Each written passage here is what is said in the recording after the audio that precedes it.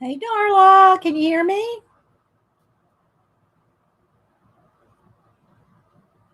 Good morning. How you doing? Let's see, I got to fix one more thing. Happy Monday to you too.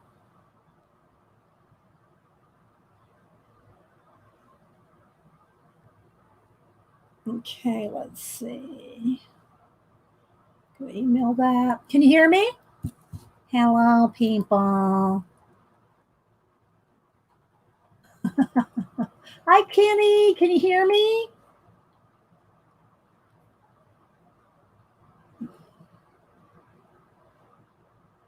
I'm gonna email this to myself. Okay, thanks, Kenny. How you doing, by the way, Kenny?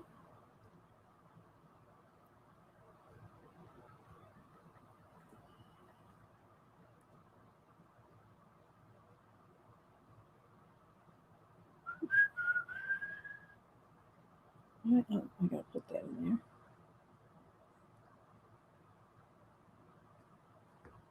How you doing? Oh, thanks, Magic. How you doing?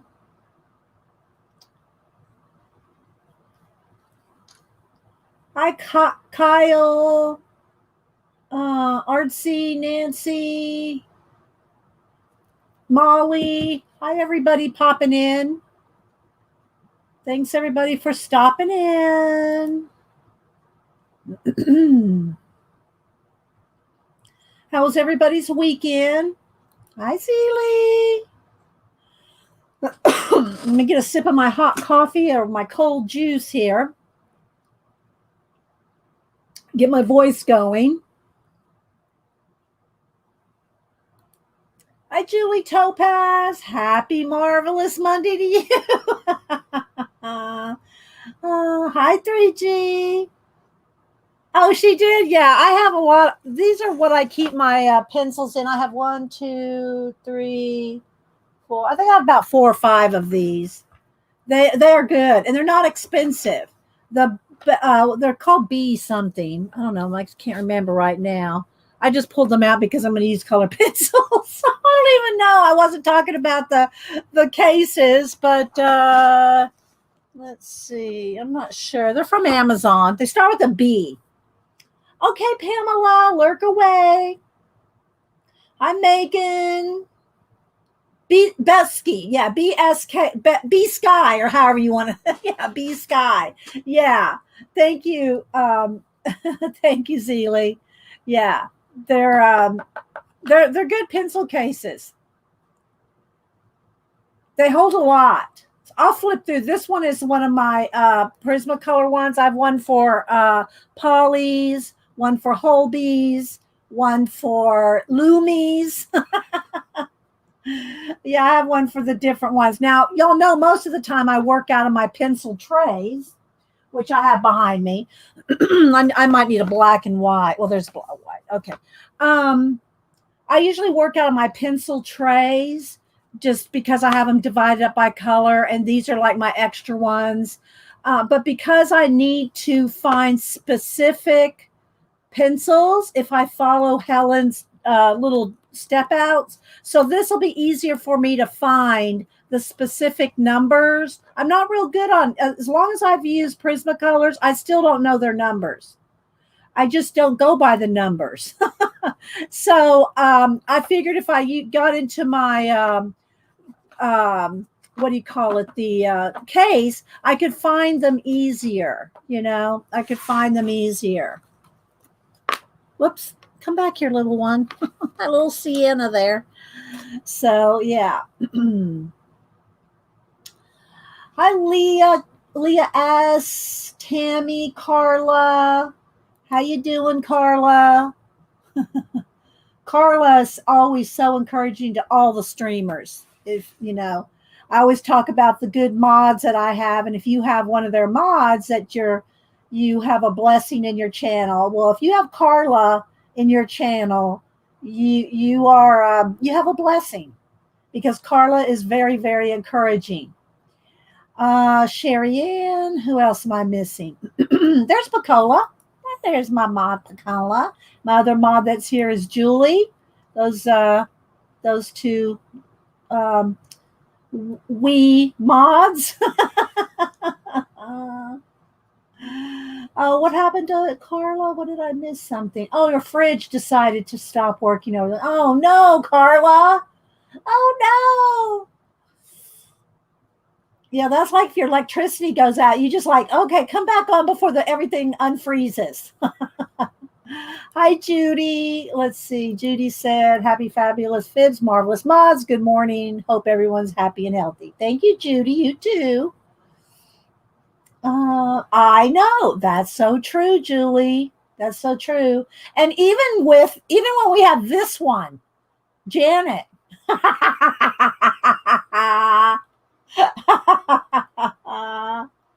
my gosh. Janet. Oh my goodness.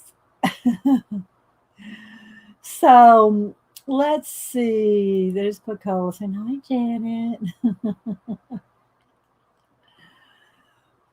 But anyway, so I have all of Helen's books. I think she gifted me one. I bought one and somebody gifted me the other. And then I bought the newest one, number 4. So I thought we would work out of this today. I do follow her on Facebook. And I told her that this week we were going to work in her newest book. So I don't know if Pacola wants to have a Amazon link at the ready for this one. Well, any of them really, but this is her newest one. And that's the one we're going to work out of today. But I will do a little flip through the other ones just so y'all can see them. They're really good books. If you have never done or haven't done much color pencil work, these are excellent books to teach you special effects. And so we're going to work in it today. So hope everybody's well. I hope the lighting is good. I got a new lamp right here. And I got it real close so that I can show detail. And of course, we'll zoom in more when I start working. I got out the Canson XL mixed media book to draw in. So we're going to work in that. Hi, Janice. Hi, Janice. Who else am I missing? There's Kimberly. I just had my books out. Oh, good, Kenny. Did you work in them? I think we've worked in all 3 of these at one time. And I know I have the eye that we did in one of these. I think a lot of them that we did, I gave away. So I don't have a lot of the samples because I think I did them on like the smooth side of a watercolor blocks. And I gave them away. So I don't have all the ones that we've done, but we're going to work in this one. I really like this candy. I really like that. We might do this. Oh, there we go. Thank you, Pacola. So, and it's in the chat if y'all want to grab it. Now, hopefully, sometimes the chat doesn't show up in the replay, in the recording. So there's nothing I can do about that. But there it is right there. It's just Colorist Special Effects. You can find it on Amazon. And nothing's hard to find anymore. Pacola's just nice enough to go dig out a direct link for the people in the chat. So, yeah. Hi, Anne. Who else? 3G Brenda. Let's see.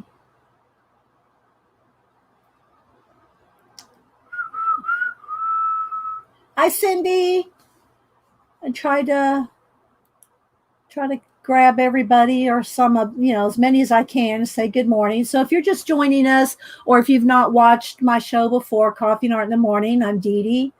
And I come on twice a week and sometimes an impromptu on a Friday or a Saturday. But my scheduled streams are Monday and Wednesday, 9 a.m. Eastern. But I come on about 8:30 just so I can say hi, chat with everybody. So, and it is a chat show. Don't email me. You're too chatty. It's a chat show. art and chat show. So we're chatty. That's why I do the live show, so I can interact and talk to people in the chat. So otherwise I just make recordings. And so I enjoy the chat. So let's see. Can you say good morning to everyone? So again, did y'all do anything creative over the weekend? Did you take any classes? Work on anything? Hi, Laura, Becky. How's the new job going? Sharon L. Oh my gosh, Sharon, you never come. Sharon's a lurker, and she never comes in chat, but she's always supported my channel. Thank you so much, Sharon, for stopping in. I hope you're doing well too. You, Becky and Sharon here. I hope y'all are both doing well. Kalura, I hope your new job is going well. And Sharon, I hope your health is okay. So thanks, guys. Oh, I'm sorry, Pink Hut. You didn't have a desire to do anything creative? Well, sometimes when you make yourself do something creative, it makes you feel better. It does me. It makes me feel it just makes me feel better when I'm working on something creative. Gail D, good morning. Who else? Cindy said she made a file folder storing her Beth Schuler tag swaps. Well, any kind of storage is a good thing, Cindy. That's always a good thing. Hi, Tracy. Brenda's attempting to make a fabric covered journal with embossed texture under the fabric. Okay, so Colorist said the job's doing well. Just a new state. Yeah, well, that still makes it new because everything's different. You know, you're in a new place. It's going to feel different, but it's going well. So yeah, Kalura's had a lot of going ons lately. So her name's Becky. She doesn't care. She goes by both. And if y'all don't follow her on Instagram, she has some awesome drawings over on Instagram. I know, it's so good to see you, Sharon. Let me get a sip of juice here. Get my voice going. Let's see. Yeah, because that's interesting. Do you have any pictures? 3G? You know it doesn't count, 3G. If there's no pictures, it didn't happen. We're so bad. And made some ATCs.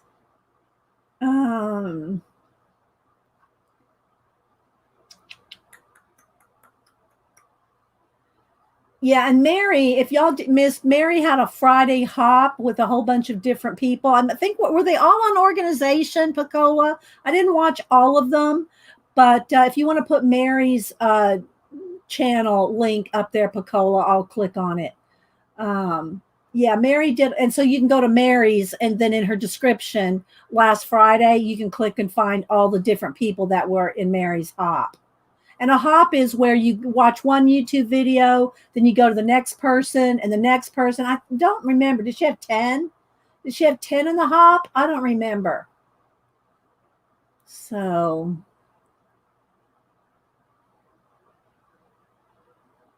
it was all Organization. Okay.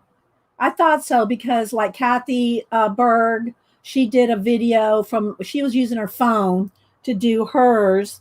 And so she could walk around. It's hard to do in studio unless you're on your phone or something. It's hard to walk around with your camera attached.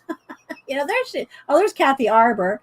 Kathy Arbor, if you want to see beautiful, stunning garden pictures, then you need to follow Kathy Arbor over on Instagram. Let's see, who else can I shout out this morning? There's Mary's channel. There's a link to Mary. It's the Marriottier. There's her name right there on Pacola's link. And if you want to see the Organization hop.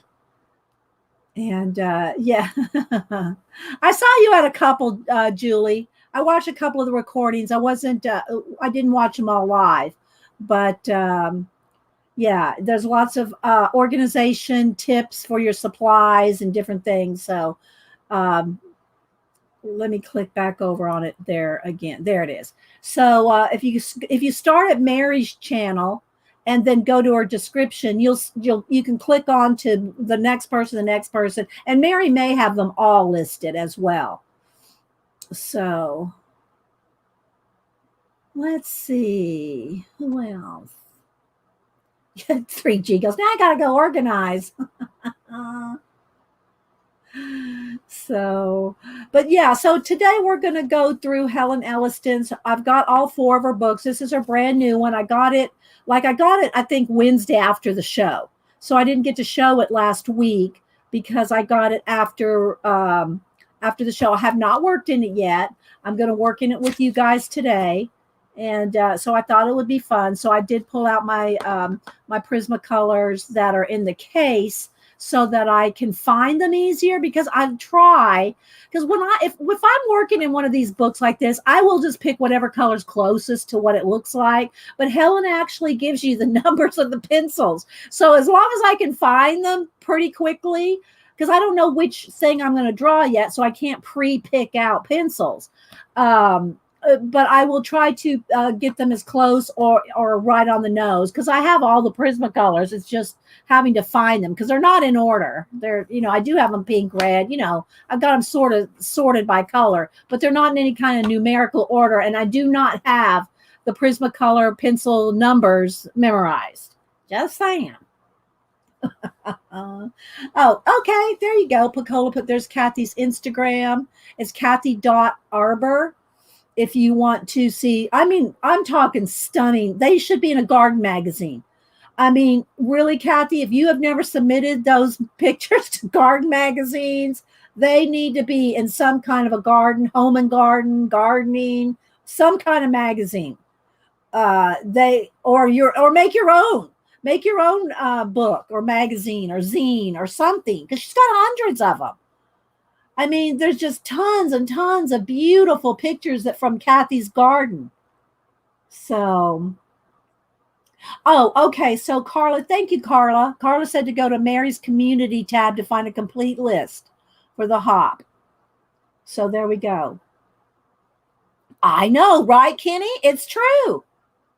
Kathy has the most beautiful garden pictures.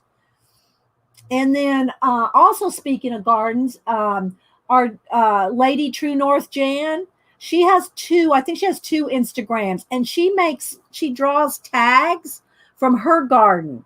So she's another one to follow on Instagram, because she uses her garden pictures to make beautiful tags. And she talks about the sunrise, the sunset, the moon phases. She has it all on her, all this other information on the little tags that she makes from garden and whatever's going on in her world. So I know, right, Carla? Yeah, Kathy has stunning garden pictures.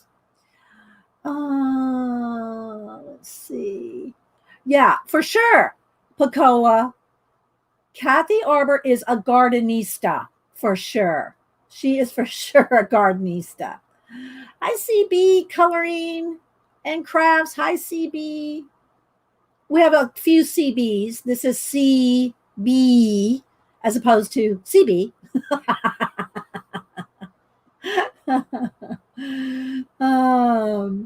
So yeah, so y'all follow all these people. It doesn't cost you anything to go over to people's channels and follow them and like them, whether you get bell notifications or not, that's up to you, but at least go follow people. It doesn't hurt to follow people. I'm just saying. Hi, Linda was in on the Mary Mariottier's hop. There's Barbara. Oh no, I'm probably missing people.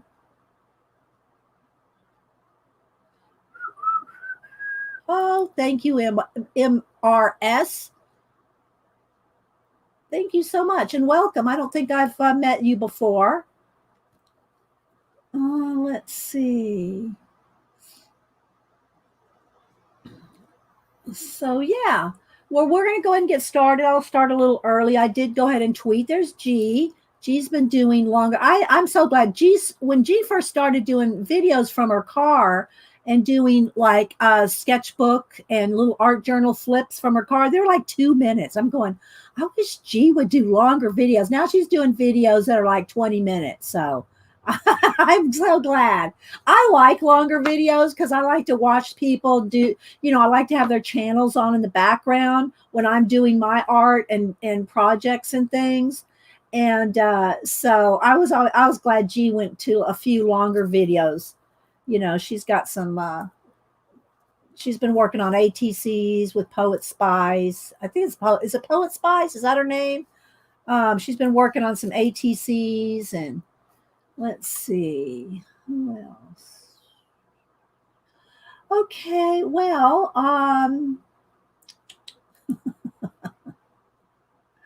there's Kimberly. Okay, so let's go ahead and get started. I'm going to do a little bit of a flip. Remember, guys, if you want to talk to me, put it in caps. I may or may not catch it, but the mods are in control. Whatever the mods say, go. So don't, just be aware. Hi, Rona. Good to see you. All right. So, but put it in caps if you're talking to me. I won't think you're yelling at me. Okay. All right. So I'm going to move the pencil case to the side. And again, this is that BSKY, Bisky or B Sky. I'm not sure, but you can get these on Amazon. They're not expensive, guys. They're nice pleather, and they hold like 100. This one, I think all the ones I got hold 120. I think there's smaller ones, but look, you can see how many little signatures it has, and they just hold a lot of pencils, and they have the individual zips, so you can zip up. I don't have any of them zipped because I keep them open, but there's a zip for each one. So I'm going to set this aside for a minute, and Janet, I'm going to send you over in the corner with Zippy.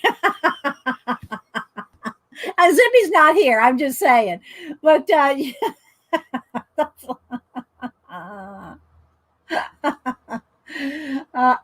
put it this way. The mods are in charge, but I'm in charge of Janet.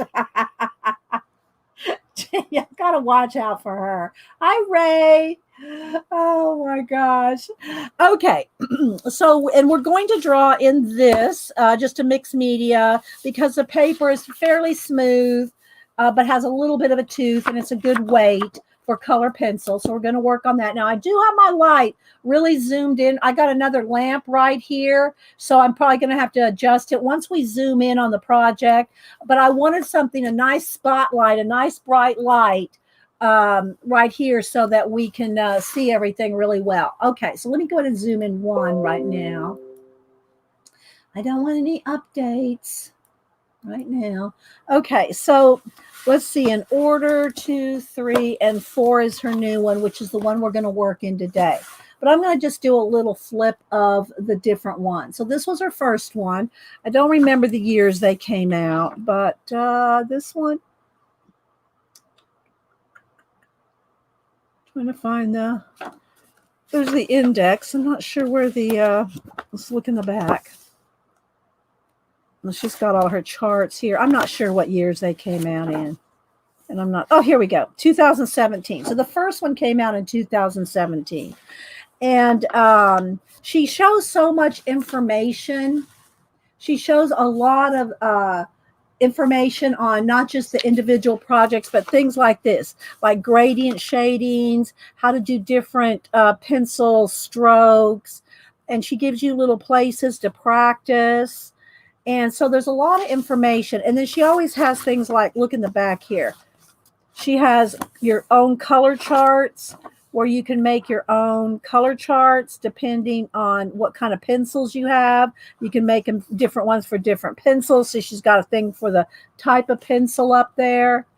And so she's just got a lot of stuff in these books. They're well worth it. They're just got a lot of information. So this was the first one, and I'm not going to flip through every page, but I want y'all to get an idea. I mean, I'll flip, but blending one color pencil into another, and shading, and the way the light hits. And then this was the realistic eye one. This is the one we did, and I do have it in here. So this is the one we did a step-by-step from her tutorial here. And this is the one we did. We did it back in probably 2017. I don't remember. But there should be a video on it, but I don't know. There probably is. So this is the one that we did step-by-step, and I just have it washi taped in here, because it's something we've done that I could show. And we did this eye right here. She has this one with sparkles. So you could do a teardrop, you could do sparkles or highlights, and we did the one with the teardrop. And so we've done a few things. Again, I've given most of them away, so I can't say that I have too many. Here's one where we did a little raindrop, just, you know, just because we did it for whatever reason.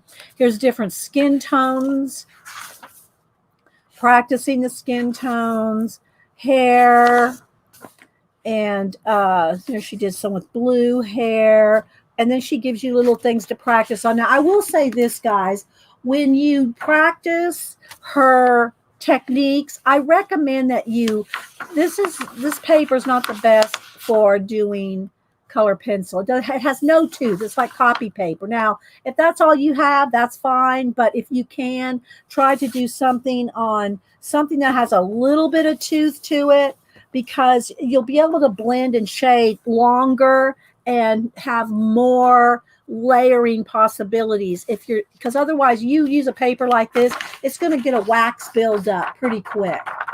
Okay, it's gonna get waxy pretty quick. Let's see, running water drops, bubbles, and then she just does so many random things: flowers, mushrooms, clouds. I'm just going to kind of flip through floating soap bubbles, and she does them step by step with tons of little, arrows pointing to everything. So you're gonna get it very, very detailed. Oh, thanks, Kenny. Very, very detailed. Here's one of the bows that we did. We did some shading, gradient shading to show. And we did a big bow one year at Christmas, I think, because they're red and green. I'm thinking that's what they're from. And when we did them. And I think we did some of these. I don't know if we did the balloon, but I gave them all away when we did them. So, but see, she gives you little line art to practice on. Now, what I usually do is I hand draw out the line art, so it's not going to look exactly like her and I usually draw a little bigger, but if you don't think you can do it and you want to draw this bigger, then make a copy of it and print it out bigger so you can do your practice. Dramatic light catching gems. So she's got all kinds of crystals and gems and how to shade those. And these books took a long time to do. So here's the little bugs and crystals, practice gems, and then snowflakes. So I'm just going to kind of flip through here just so y'all can get an idea. She has just tons and tons of, and you can make your own color chart here. She's got color charts. Thank you, Pacola. So just go look Helen Elliston up on Amazon, and you'll find she has 4 books. Again, this is the first one that I'm flipping through, and then she has different test how your colors work against each other here. So she has little test pages, and just so much. Then the color charts in the back. So that's the first one, and it's just called Colorist Special Effects. And then the next one, Colorist Special Effects 2, I think this probably come out in 18, 19, and 20, something like that. So she does the apple. I remember doing these. Some of these are the ones I gave away because I remember doing this cupcake with this frosting. And when we start to work, guys, I'm going to zoom in. We did this. Well, I think we did the cherries. We did a whole bunch out of this one. The macaroon. We did the pumpkin. I think we did the strawberries. So there should be a video on a lot of these. Hi, Amanda. Yes, the fourth one is out now. It's on your wish list. Yeah. The details are amazing and simple to follow. Yes, they are, Tracy. She does make it pretty easy to follow. Bokeh backgrounds, peacock and feathers, flames, hibiscus, a frog, and all kinds of flowers, grasses, hummingbird, bugs, leaves, just so much. So this is the second one, and I'm just going to kind of flip through. She does gemstones, shells. Here's another. This one was interesting. The closest swatch, the closest between a Prismacolor and a Polychromos. So if you have one or the other, and I'm pretty sure I don't remember in all of them if she shows both. I think she just does Prismacolor, but I think she gives you this chart so that if you have Polychromos or vice versa, then you can pick the color closest to the one she recommends. Okay. So let's just keep flipping here just so you can kind of get an idea of the different things that, look at this glass marble. And it's special effects. So if you'd like to do color books, and these are awesome practice for you to learn different techniques like metal and, glass and water and different things like that. Here's some more skin tones. They're just really good practice books. And it just teach you a lot if you're kind of new to, look, cat and dog noses. If you're new to color pencil, especially, you're used to other mediums, then these are awesome. You need to buy pink. I need to buy these books. I used to draw, but well, then get one, and I'm flipping through them, so you pick which one you think you're going to like the best, and maybe you can get back in it. Okay, so this is number 3. Fried egg, realistic eggs. See, look.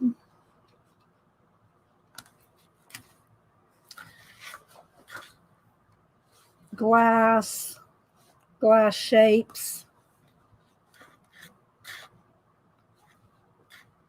And then again, she gives you practice shapes to practice with, whether you do the ones in the book or just sketch them out yourself or make a copy on a different kind of paper.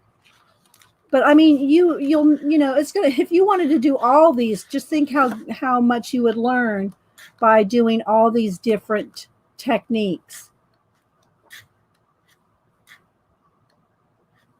She gives little tips like here, use a sharp pencil for the bark, and use some pressure in some areas and light pressure in other areas. She just gives all these little tips and things. They're just so informative and interesting. I mean, she's got so many little, things that you may not think about. There's a bee and a honey pot, waves. Oh, and I did this door.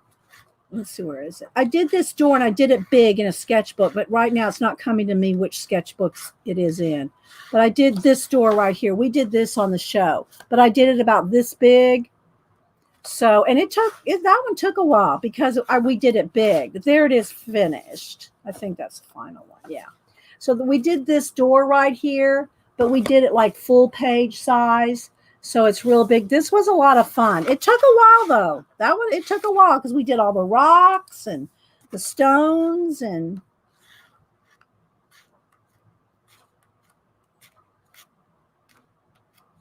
so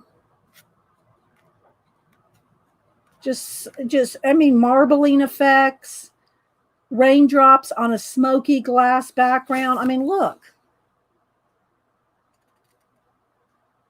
Isn't that awesome? So, hi, Coloring with Vicky. Anybody else I missed?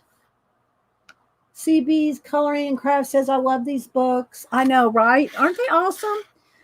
And Helen does have a Facebook page. I don't know if it's like a group or I just follow her. I'm not in many groups. I was in a ton of groups a couple years ago, and I'm going to be honest, I left all of them. I left all the groups. I might be in one or two groups now, and I never go to them. I don't have time to be in groups, and people always ask me, Dee Dee, why don't you have a Facebook group? I don't have time for that. I'm just being honest. I don't have time to run a Facebook group, and I don't have time to be in them. And when I was in, like I used to be in Kirby's, and I used to be in a whole bunch of different coloring groups. But when I couldn't post, if I'd post one thing in 6 months, I'd feel so bad. I wasn't participating. It's like, why I'm in this group if I'm not able to participate on a regular basis? So I just left all the groups, nothing to do with any of the groups themselves. And they were all awesome artists like Kirby or, some of the other ones. I won't name them all off, but it's just like I wasn't having time to participate and be encouraging and be a part. If you're in a group, you need to be a part of the group. That's my opinion anyway. If you're going to be in a group, if you can't be, participating in it, why are you in it? So I left them all just because I didn't have time. Hi, Flo. So that's number 3. Okay, so now we're going to get into the newest one, which is number 4. And when I start to work in it, I will zoom in a little more because I'm going to probably go like this. Okay, so let's go ahead and show the book first. And this is her brand new one. I just got it last Wednesday afternoon, I think. And so let me just read a little bit of her intro here. Welcome to Color Special Effects 4, Achievable Coloring in Guides. And she's in the UK, so coloring is spelled with a U. So her website is www.HelenClaireArt, HelenClaireArt.co.uk. So, but if you just go find her on Facebook, then you can find all of her stuff. But anyway, there's her website right there. Follow me on Facebook, Helen Claire Art. I add printable practice sheets and updates on Facebook, so you can print out and practice even more.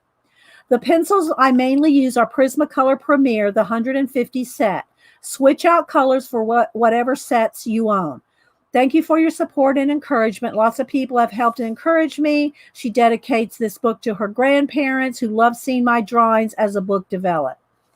And she thanks other people. Check out her range of grown-up color books. And yeah, so there you go. So just follow Helen over on Facebook. All right, so she did Edible Incredibles. Again, I'm going to kind of flip through it first, and then I have not decided exactly. I think I want to do this. I want to do this piece of candy, the swirl candy. So we might draw that one to start. Oh, thank you, Picola. So there it is, right there. Thank you so much, Picola. So and they're direct links. If you're in the chat, they're direct links. So yeah. Okay, so I'm going to just kind of flip through the lemon slices and the lemon, olives, pies, pie crust, pie fillings, gingerbread. See, I like these red swirl candies. Here's one at this angle. Then she has this one at the side angle. Then this one is a completely side angle. So I don't know. I really like this. I might do this red. Let me where's my Post-its here? I think I'll put some Post-its on them. If y'all see something you like, one of your favorites, let me know. And we will, I'll consider drawing one that you guys like. Then there's mushrooms, the bottoms, a slice, sugar-coated chocolates. Like, I guess these are like, what are those candies called? What are those candies called, Janet, that unicorns eat? Skittles. Skittles or something like that. Toast. Look at this toast. I think this toast looks so real.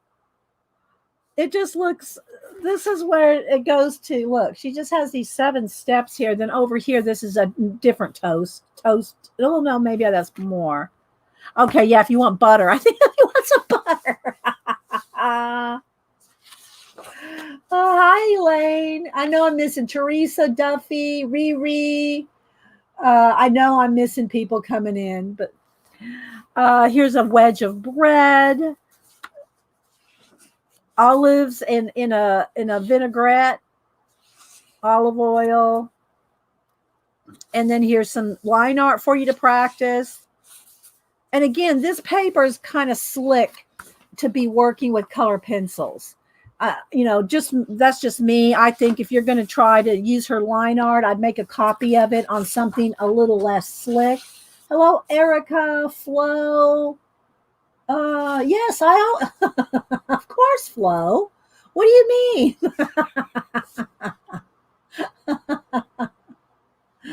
I know, right, Kitty? It is. It's good enough to eat, right? Let's see. So crumpled paper, a leather texture, and look, lace borders.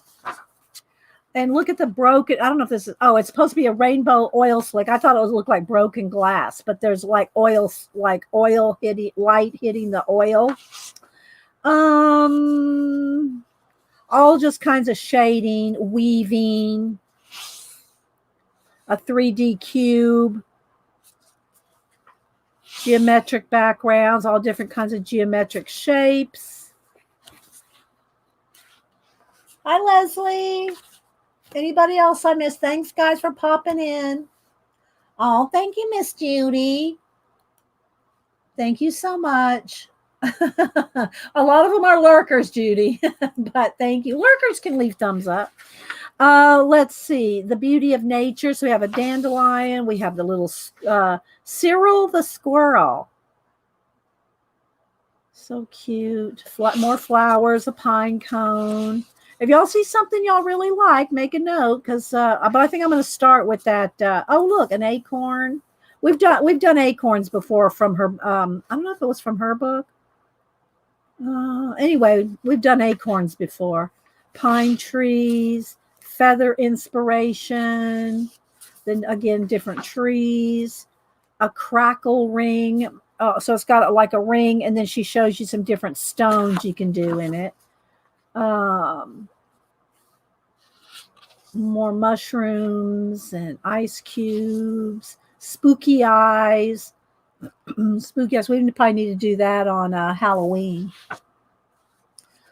And let's see, wax seal, stained glass, more wax seals back there, stained glass blue, stained glass textures. And again, she gives you line art to practice on. Lightning Potion. She gives you these different potions in the different bottles, different shapes of bottles. She gives you a whole bunch of those. Orbs. This would be cool to add if you do our space. If I was going to do anything like this, I think she colors her pencil. She does the black pencil in the background. But if you want to do anything on top of black, you really need to have black acrylic paint.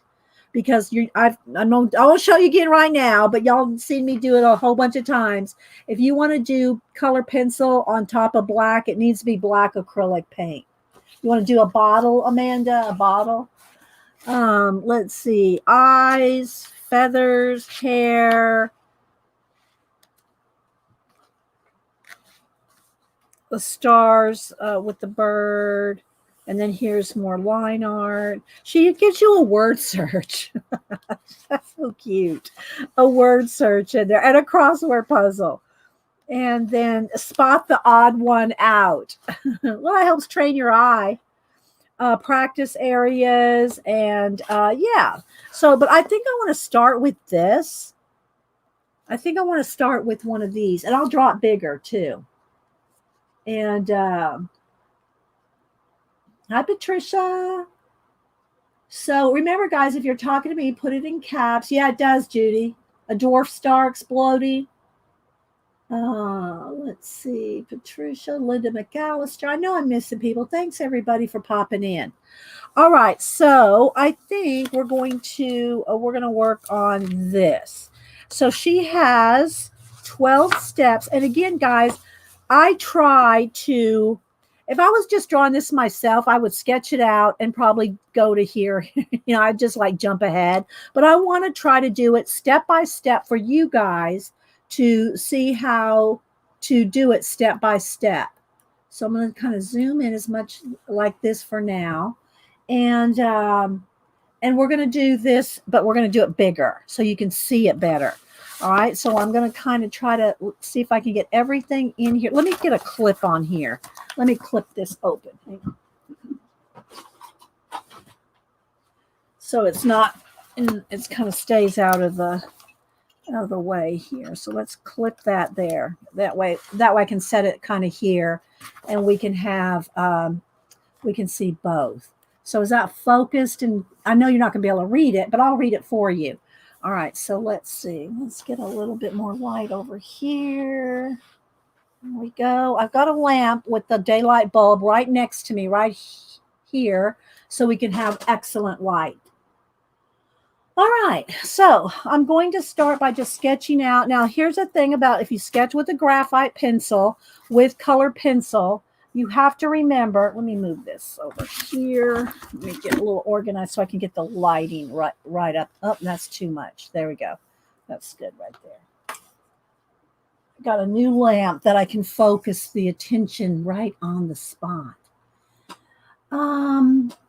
If you use a color pencil, I don't want a shadow. Hang on, guys. I might have to adjust back and forth here for a minute. If you sketch with a pencil, the only problem with that is graphite and color pencils they don't play well together. So if you're using graphite, if you sketch it out, you want to make sure that you do it very light, or if you do it too dark, you want to go back over with a kneaded eraser to kind of thin it out. Let's see, I know I have one here somewhere. I thought I had a kneaded eraser here. So that you can go back over it, and I don't have one right here. I'm not seeing it. My kneaded eraser, but you'll go back over it with an eraser to lighten your lines before you start using color pencil, because the graphite will get picked up by the pencil, and especially if you're doing anything white or anything like that, then you're going to be picking up graphite. So you want to do it very light, and that's kind of tricky to do because I want to do it dark enough for you to see, but at the same time. All right, so I'm gonna sketch it out here first, and I want it a little bigger. So it's kind of an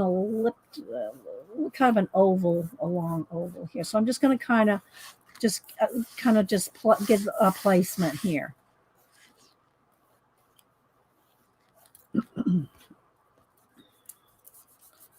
Get a placement. And again, I'm just doing this freehand, but you can always, if you want to print it out and use her, she gives you templates, but I want to do it bigger here. Of course, when you make a copy of it to print out, you can, make it any size you want. Okay. So let's get it as much as I can here. So it's very light, but I got to keep it light. All right, so let's see how this shape goes. All right, could be a little fatter, I think. Maybe I'll just go ahead and let's go ahead and make it a little fatter here.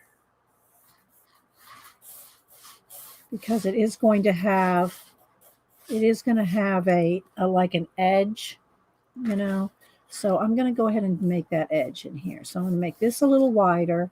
And then I'm going to go ahead and let's get rid of this because I'm going to make that thicker. I'm just talking out loud as we go. And this is just so I can have the right shape. Or close. Anyway, close to it.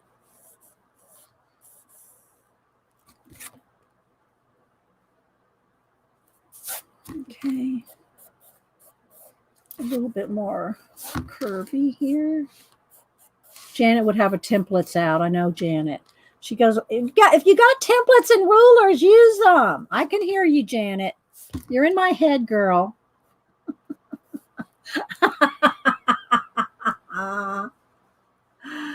Oh, is drawing bigger, easier than small? I like drawing big. That's just me. Y'all know I get out that art scroll and draw those animal heads like almost life size, you know. I like drawing big because I like putting in a lot of details. If you start drawing this small, you know, getting those little details. I like drawing big. That's just me. Now you don't have to draw this big, but I'm drawing big so for you guys. You know, if I was going to probably draw this myself just to practice drawing it, I'd probably draw it about that big. Right. And I'd probably put all the candies on one page. I'd draw all 3 or 4, however many there are in here. I would draw 3 or 4 of them on one page about that big, you know, around the page. Or I'd pile up a bunch of them. You know, I'd start by drawing this, you know, one and then some of the side view ones. And I'd make a pile of them, you know, make it like a composition. But right now, what I'm trying to do is just show y'all how to follow Helen's steps, hopefully. I've not drawn this before yet either, guys. So, you know, that's too fat right there. Let me get a little thinner. And the other thing I've told y'all about, and I learned this from drawing on the right side of the brain. If you want to draw something, let me get a sip of my juice here because my voice goes. As you draw things and you're not quite sure if you got it the right shape or the right proportions or whatever, turn it over, turn your piece over and your drawing over, turn it upside down, and you will immediately see what's wrong. You'll immediately see what is wrong with your drawing. If you turn them both upside down, this needs to be a little fatter, I can tell. And I'm just taking my time and kind of sketching it out. And use your eraser, but don't use, I even have one. Yeah, I don't have one on there. But these come with those red erasers on there. Don't use those red erasers.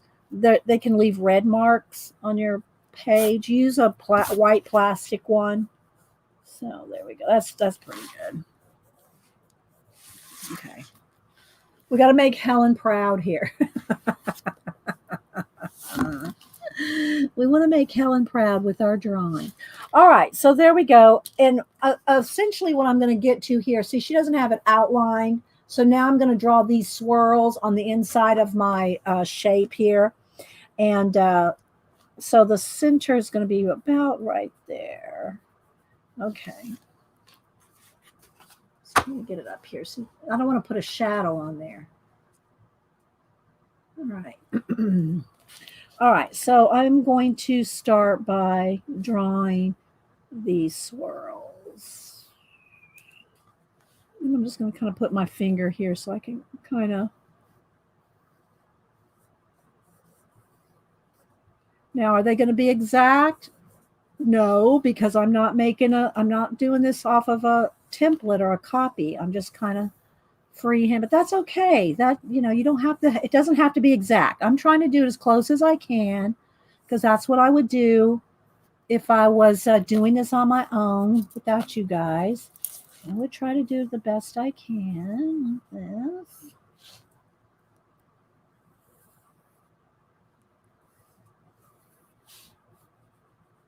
Now, if my bracelets start scratching the paper, I'll have to take them off.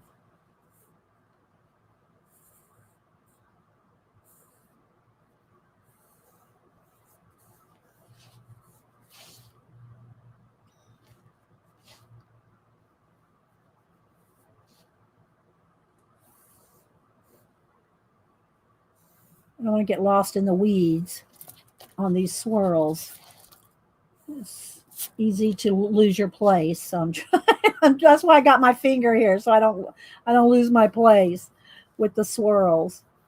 I'll get down at the end. I'm going, oh, it's got one more. It's got one too many swirls.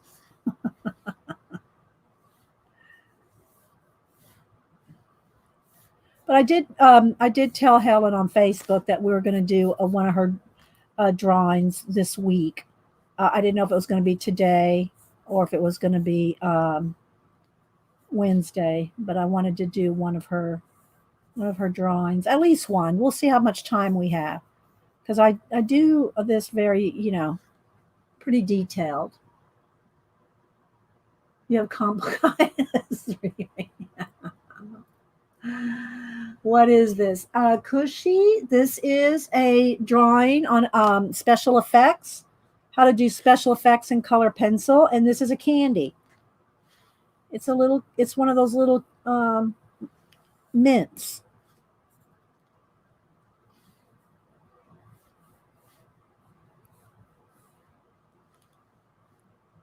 Okay, this needs to be a little fatter right there.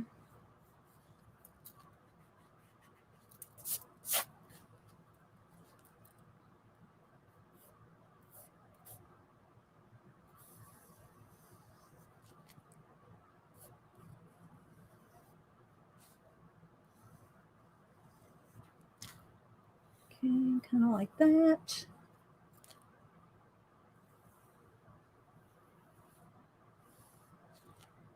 This needs to be a little more.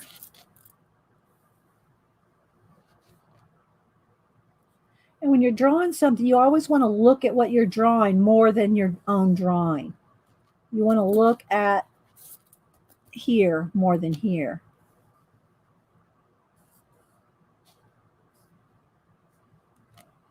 And I'm also looking at the negative space.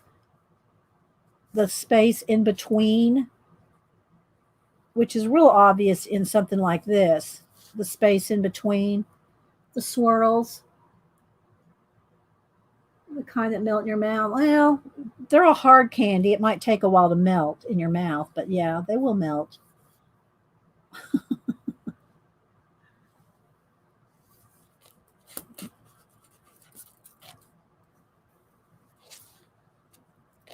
And I got one more right up here. One more swirl. See how we came out in the end. Did we come out pretty close?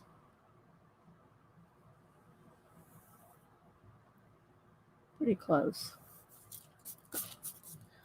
All right. I used to make Christmas trees with the starlight mints in both red and green. Oh, Judy. Oh, thank you, Riri. We're working it. We're working it. Hi, Gears. Hi, Gears. Gary Gears. All right, so now I got it kind of sketched out. But again, if there's any real heavy lines, I want to lighten them up before I start with the color pencil. Because like I said, graphite pencils, and color pencils, you'll be picking up the graphite if you're not careful. Okay, you'll pick it up, so you got to be careful. All right. So now we're going to start. We're going to try to go through. Let me pick out the colors first. Again, I wasn't sure what we were going to draw, so I didn't pick out color pencils. But I'm going to try to find all the pencils. I'm going to get my sharpeners and stuff over here. So I got all kinds of sharpeners and erasers, although I don't have my kneaded eraser here, and I don't know where it went. I have a new one. This is what they look like in the package, kneaded erasers. But I don't want to open this one up because I got 3 or 4 opened. But this way you can see the packaging. You get them at Michael's, Hobby Lobby, but this is just the General's brand, but there's other brands too. But then you roll it up in a ball, and to clean it, you just keep rolling it over on itself. All right, so let's move this over here and let's see what color pencils.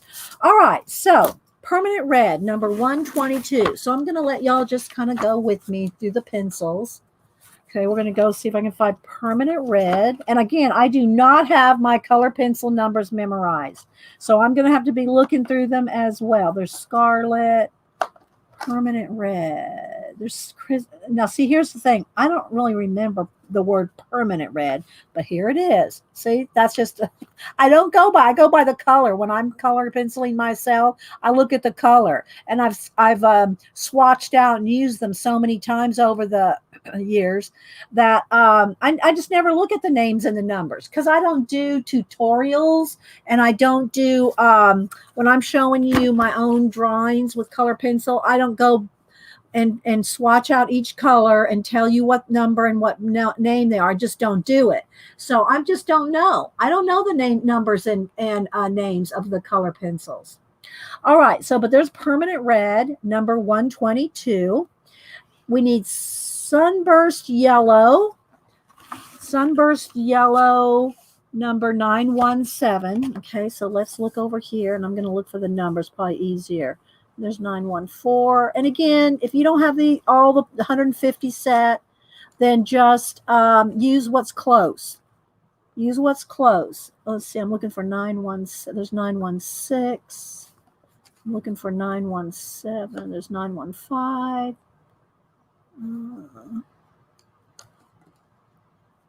942.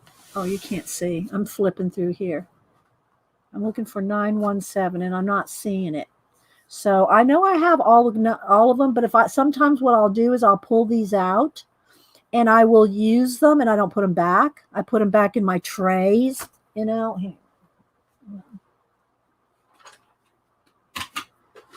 So here's my combinations of sets that I've used. So I just throw them in pencils. I thought that by using my set in here that I would be able to find every color. But apparently I am not. 917. How can I find 91? If I can't, I'll just use 915 or 916. Here's 916. If I can't find 917, we're going to go with canary yellow. But let's look over here for a minute and see if I can find 917. Y'all just bear with me. Let's just have a chill moment. Have an ASMR moment.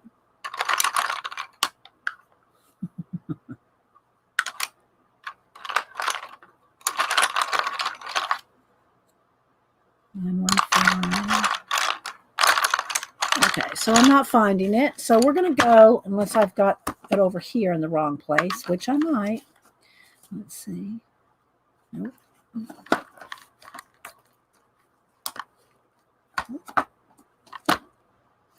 That's a green. Okay, so I'm not finding 917. So we're going to go with 916. Close enough. Let's just don't get our panties in a wad. Okay, so now I need to find, I'm looking at here, okay, that I'm going to need 20% French gray, which is PC 1069. 1069 in French gray. Now that could be in with the blues or the greens. There's 1023. All right, let's see. French gray, 1069. There's 1052. Come on, guys. There's 1060. I need 1069. There's 63. This is 20%. That's cool gray, though. She says to use a French gray. Let's see, what's this one? 1061. That's 30% cool gray. Hang on. Let's see if I can find it. I'm trying to use exactly what she says. There it is. No, that's 10%. She said well, here's 10% if I can't find 20%. I do need a little bit darker. There's warm gray. Hang on. I can already hear people emailing me. No joke. Okay, so that's cool gray. I want French gray. She says French gray. So let's go over here. More in the browns. There's 90%.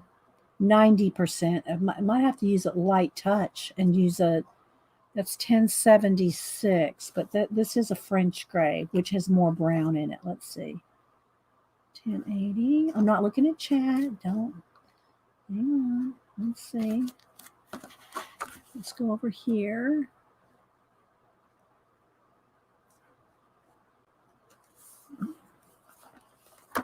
Okay.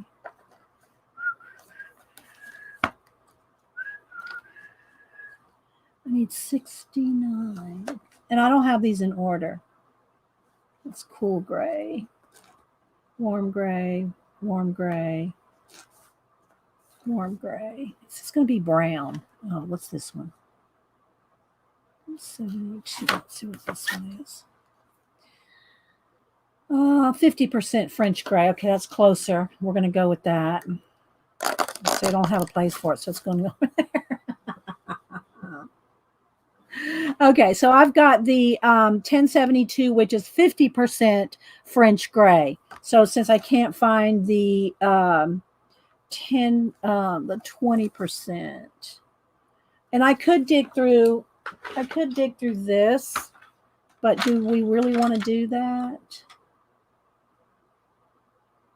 There's 70% French gray. It's going to be just one lighter. See, and I couldn't pick these out. That's warm gray. I need the brown gray. I couldn't pick these out ahead of time because I didn't know what we were going to draw. So let's see what this one is.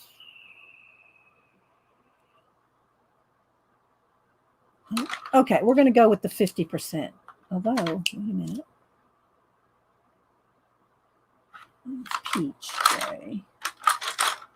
Okay. Since I'm not finding it. Oh, wait. Nope, that's warm gray. I need French gray because it's brown. Let's see. That's 70. Okay, we're going to go with the 50%. All right, then. All right, let's see what else. Then, oh, we're going to need 30% cool gray. All right, let's see. That should be over here in the blue.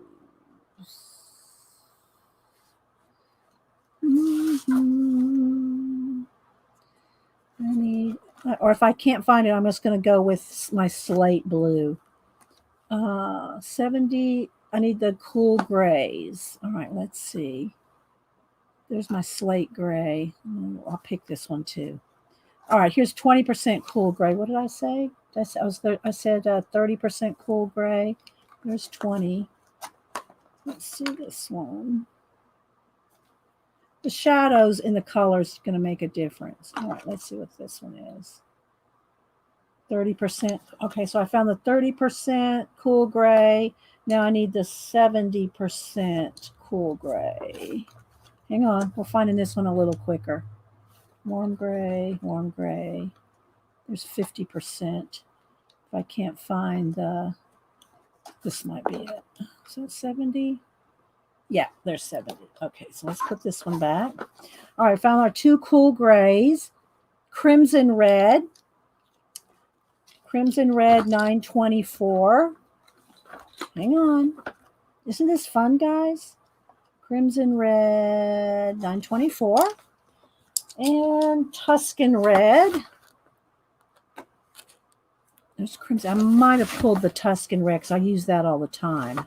That may not be in here. I might have to go. I have to go into the.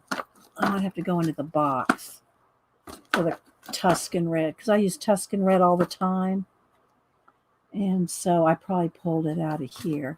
Okay, hang on.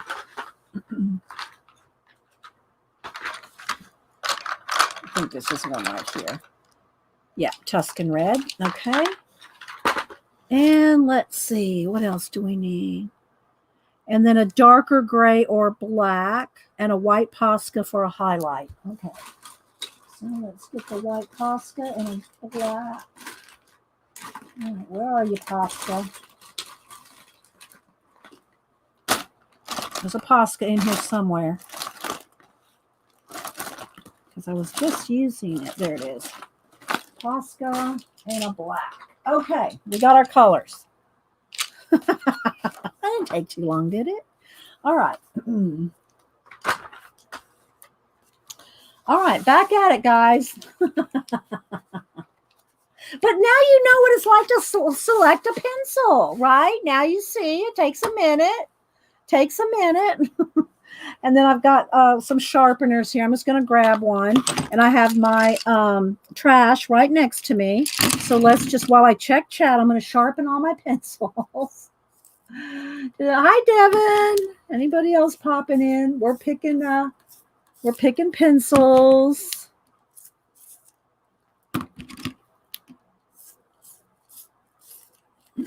Sharpening, nice and sharp, as you can see here. That's a huge peppermint. I know. I wanted to draw it bigger. You know, I mean, I could have drawn it that small, but then y'all wouldn't have seen it as well. I need hot pink and orange. Did I miss some? Oh, I did. I needed an orange and a hot pink. Oh my gosh. Thank you, whoever spotted that. Okay, wait a minute. Wait for it. All right. So let me go back to my pencils. Hot pink, PC, which is Prismacolor, 993. Hot pink. Let's see if I got that in here. Let's see. Hot pink and orange 918. Now I use orange a lot too. So let's see if that's orange 918. There it is. Okay. Now do I have them all? Orange, hot pink, and darker. Okay. Yeah. Okay. I think I got them all. All right. Thank you. Whoever said that. Tracy. Thank you, Tracy. I need Deco Pink too. I do need Deco Pink. All right. See, I'm just reading the top one. All right, let me sharpen these two. Hang on. All right, Deco Pink. Let's see if I got that in here.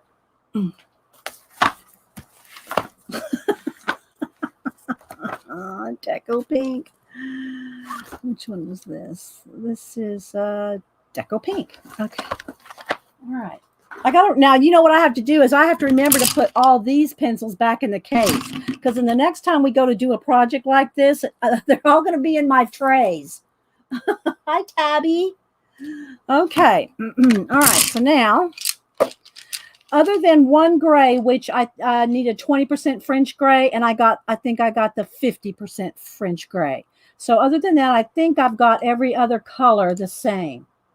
All right. So let's see what she says to do. All right, so we have right here, the first thing she has is permanent red. So I'm going to get my permanent red. Now, the thing about when you do this, you have to see how much blending you're going to have to do. See how she leaves white areas right there? That's because if you just solidly get this all hard pressure down, you're not going to be able to blend. So you can always go back and get it darker. So let's face it, to go back. I'm gonna try, Cat and Babe. Good one. Good one. All right, so let's take it slow. Let me fix this bracelet string here. It's gonna get in my way. Oh my gosh. You're probably so right. You're probably so right. Okay, wait a minute. I'm gonna let me roll this up. Okay, there we go. Okay, so I'm gonna start with, let's see. I want y'all to be able to see. I'm gonna be on step one. So I'm gonna just first off lightly get in here. Let's not lose my place. This one is this one here. Okay, so I'm first just gonna start by lightly putting in where the color's gonna be. All right, so that way I can just tell where the white swirls versus the red swirls are going to be. Okay, so I'm not going to put any pressure yet. It's all going to be very, very light. And then after I get this blocked in, I'm going to go in with my eraser. And if there's any hard graphite lines, I'm going to erase them out. Okay. So this is going to just it's going to be a minute. Okay. So, and I want y'all to see this and this. I'm putting my finger on the one I'm working on here. All right. So we're just gonna, it's gonna be a chill minute. And this comes around this way. So I'm just gonna kind of try to block it in. And there's a little bit of white in there too. It's a little white area there, and then this is a little bit of a white area right in there. And this is the Canson Mixed Media paper, so it has a little bit of a tooth to it, as you can see there. I think you can see that it has a little bit of a tooth. Hi, Lisa. I'm trying to keep the shadow off. Y'all let me know if, I hope the light is good. I mean, I can put brighter light, but I think it's pretty good. I don't want it to flash out too much. Okay.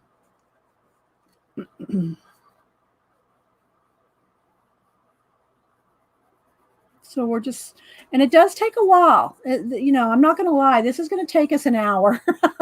Okay, it will. So I'm just kind of finding the swirls right now. Okay. Just going to kind of find the swirls.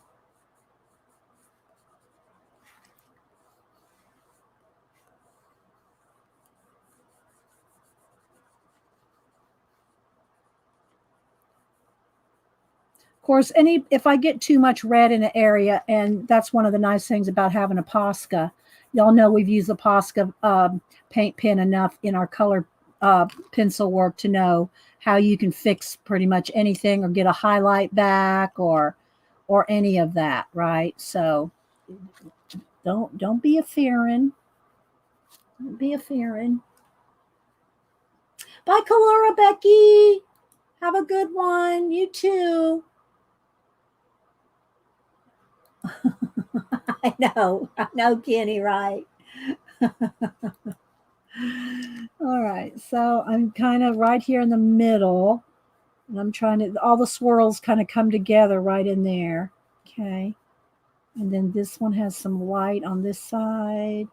I'm just kind of following it up here, and there's going to be some red right in here. And right in here.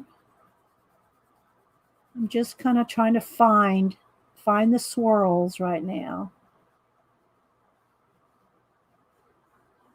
Hopefully this will be, you know, informative and chill at the same time. Okay, now we're going to come down to this one.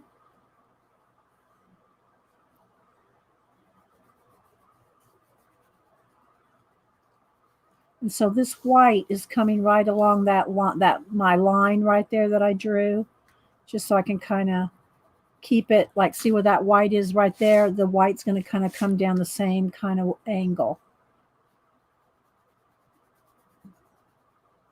Maybe just a little further up. So I'm just going to block it all in.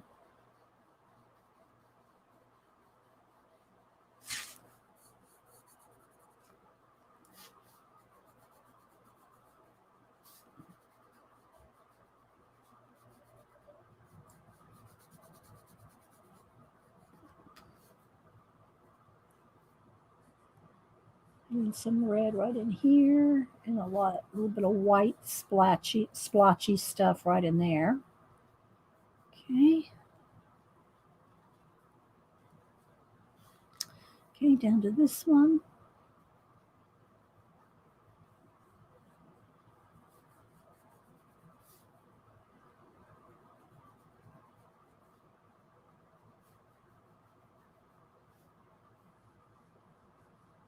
So I've smeared, see that? I don't know if you can see that, but there's some smear right here from the graphite. It's really easy to smear graphite. You don't want it in your pencil as little as possible.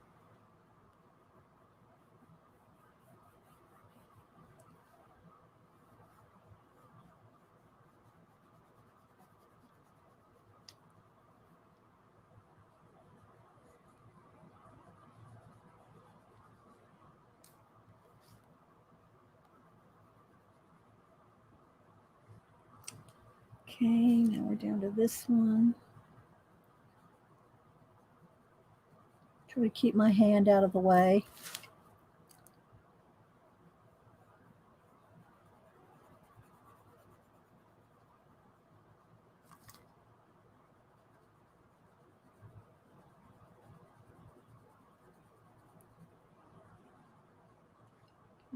This one.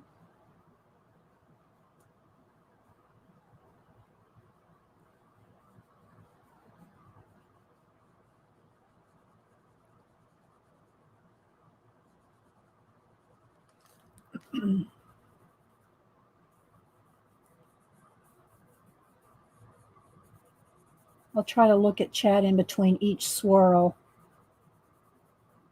Just kind of concentrating here. And then this one. I want it to turn out well for you guys.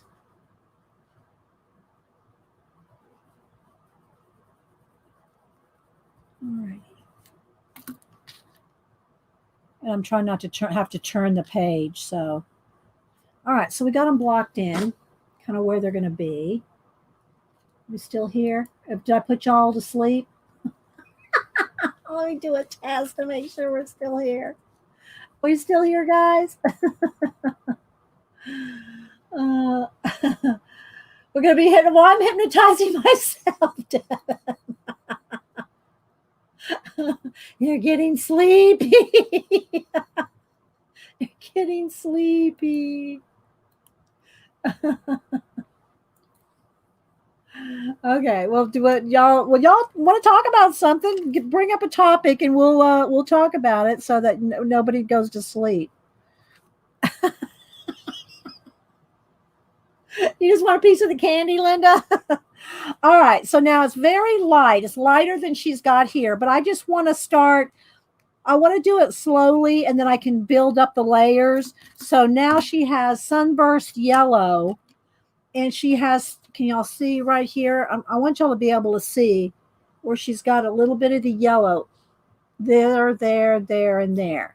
Keep this curved zone paler. See where we've got that curved zone right there? Okay, we want to keep that paler. All right, so now let's go ahead. I'm going to put more red, but I want to just get this kind of blocked in here. Some in here, some in here.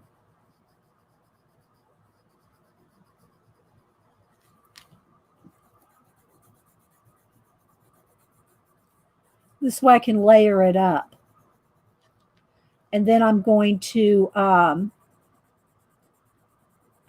erase the graphite. All right, let's see. She has a little bit of yellow over in this one. All right. All right, so now I'm going to lightly get in here and get some of the graphite off.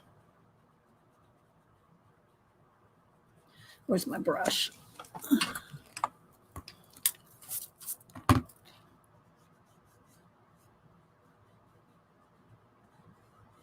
And, you know, I'm taking my time, just like if I was drawing this without you guys here. This is not something that I can try to rush through because of the stream. Not if I want to make it look real. I've got to take time. Okay, bye, G. Thank you for stopping in.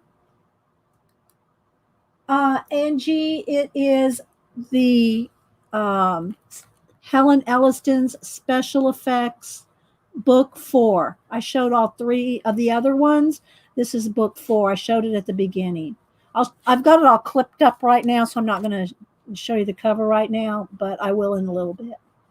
All right, so now I'm just going to get rid of some of the graphite here.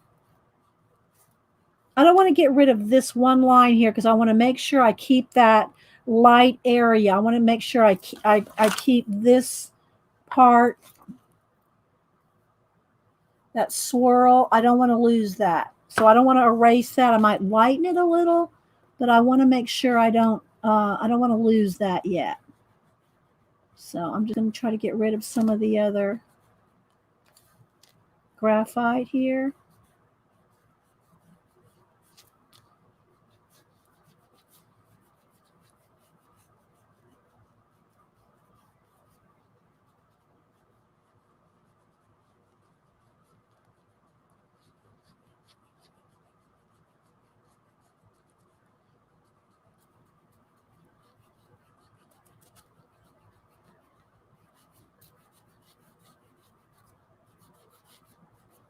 And keep it very light.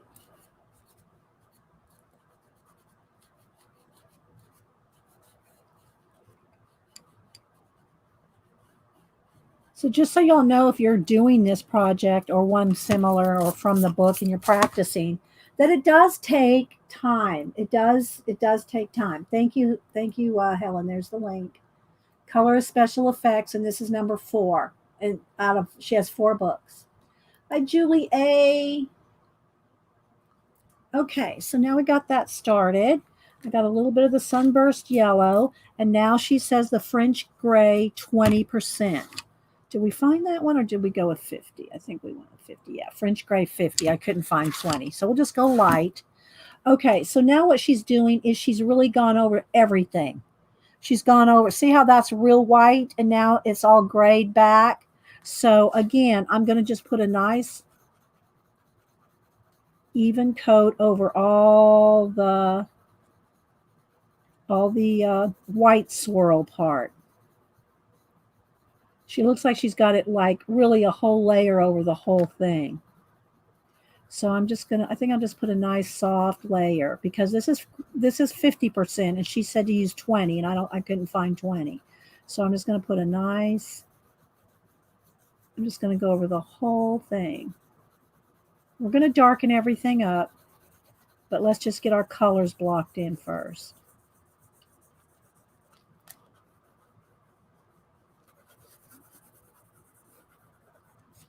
And again, I don't want to lose that line right there. Just a very soft, light gray over the whole thing here.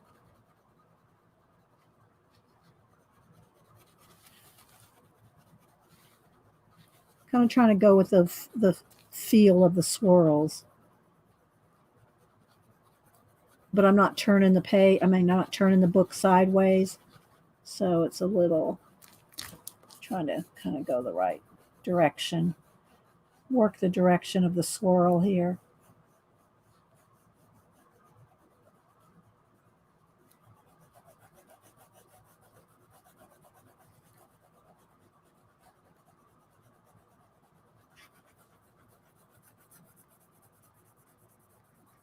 Nice light coat.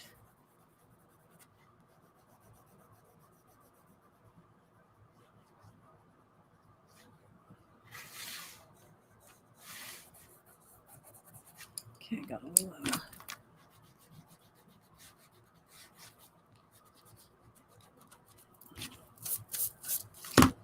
Okay. Bye, Scoops. Hi, and bye, Scoops. Hi, Gail. All right, so now we've got that nice light coat. Now I might go in, let's see what the next step is going to be. A cool gray on the side. All right, let's go ahead and do that real quick. So the cool gray 161, which I didn't have the 161. I went with the cool gray. Let's see, was that the third? Oh yeah, I did have the one for it. Okay, I did have that. Okay, so now I'm going to do the cool gray over here on the shadow side. Okay, so I'm just going to kind of go in here. We're right here. Can y'all see that cool gray right there? And we're going to darken it up. I like to do it light at first. Because if you do it too dark, then you're not going to get these blends like with this gray that I'm doing right here. It's just better to do it softer.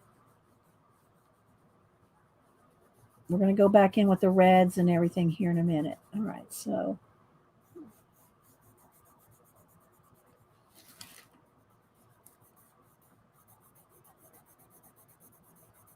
Okay, got a bit of it here, a little bit more up here.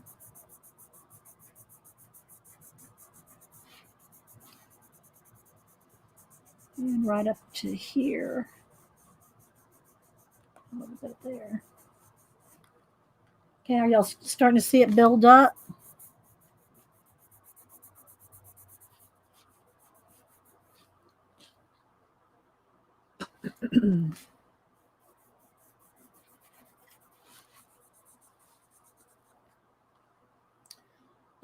Let's see. Gail, it is Helen Elliston's Colorist Special Effects 4. All right, so let's see. All right, now just a little bit in here, a little bit more. Okay, then crimson red and blend, if needed, lightly erase the pale zone. So, but you know, we're gonna get in there too. All right, so let's go with the crimson. This is Tuscan, I think. Yeah, let's get crimson red. Oh, a little bit orange. Let's go back to the orange. So she added a little bit of the orange. Blend the yellow to the red with the orange. Okay, so we're gonna put wherever there's yellow and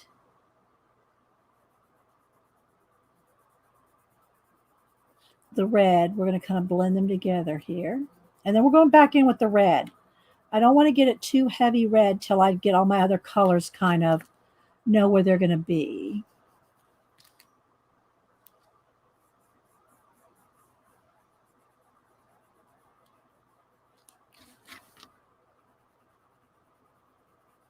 Because you can always go darker.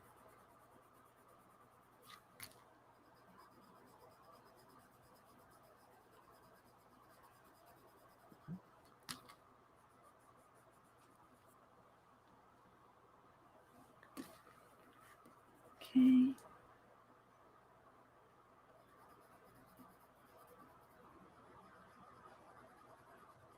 And I'm doing very light pressure, very light pressure.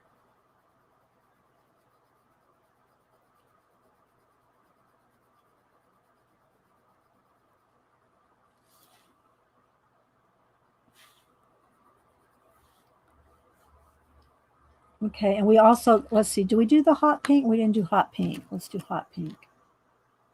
Okay, but we did the cool gray, and now we need some of the hot pink. Okay, so let's see. This is going to take a minute here.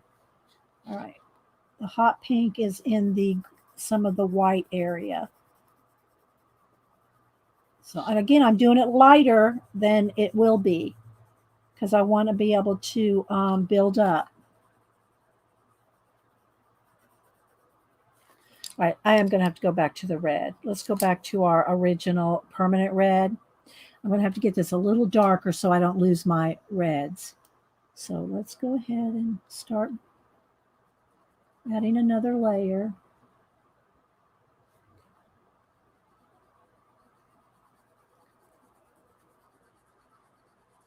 Then we'll go back in with the pink.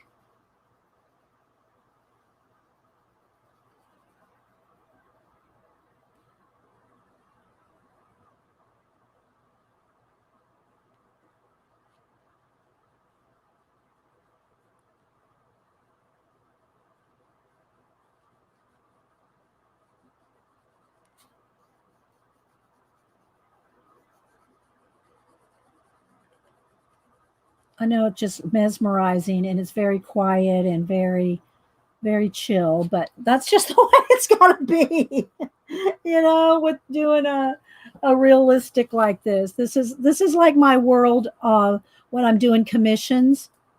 This is my quiet world. Let me sharpen.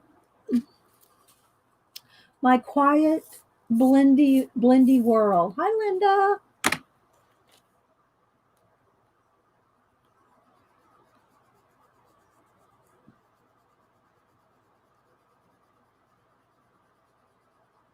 So, you know, I get people wanting to say, well, I want to color realistic like you do.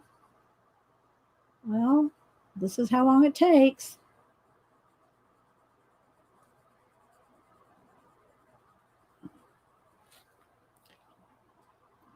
I have Helen Elliston Special Effects 1. Which one of her books? Oh gosh, they're just all so different. They just have different. I showed all of them this morning, Devin, at the beginning of the show. I did a little kind of a flip through of all of them. So later, go back and watch, and you might be able to get an idea which ones you might like, because they all have different things. One focuses more on crystals and glass looking effects, and so they focus on different things.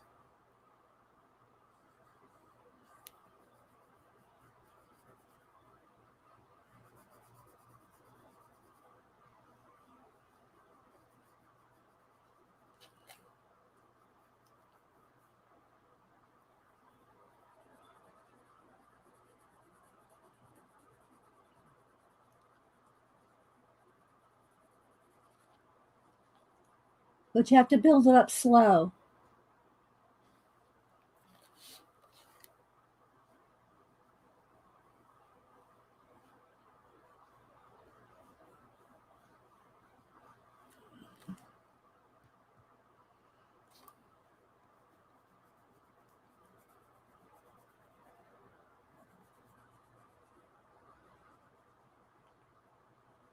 I don't know what to talk about. Do y'all have any questions? Ask some questions about something so I can have something to talk about with you guys. Because I'm just concentrating on this.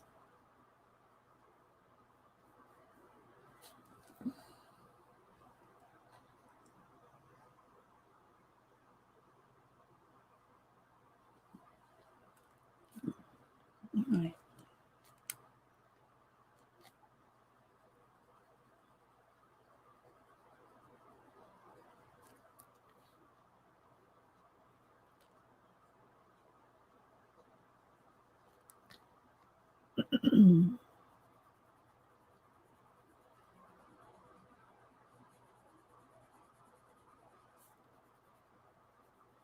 I want to get the red dark enough so that I can put the pink in and still see the pink.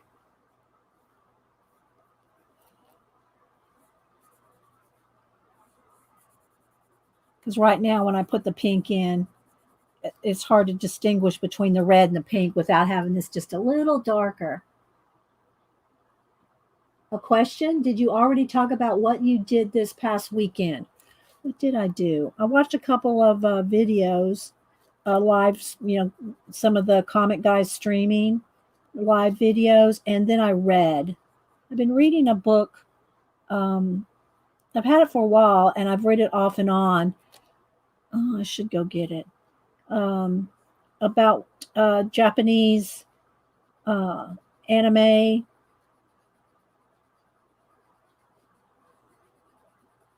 Kind of like written about one particular anime artist from the let's see, I think it's from 1979 to 1996. Kind of like his biography. So I read that some over the weekend. I didn't really do a lot of art. I am working on Friday. We had our new security system put in, and so that took most of the day. And my security system guy is going to hire me to draw all 4 of his grandchildren. So I'll have those commissions to work on. I'm still working on some animal commissions that I've got going on. It's like a highlight. The yellow's like a highlight.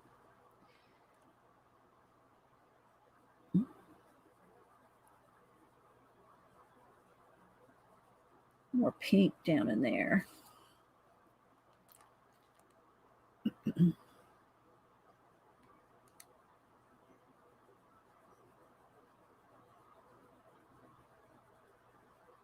I just want to get this blocked in enough so that I can put the pink where I can see the pink inside the swirls. Sharpening.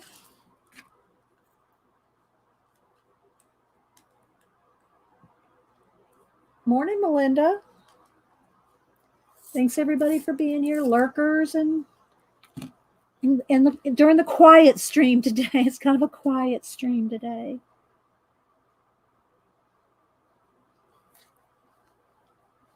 Okay, so let's go up to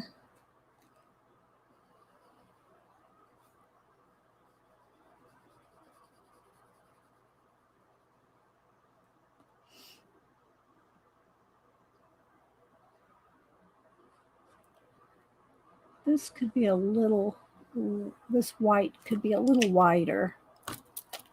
Let's see if I can kind of whiten that up a little bit.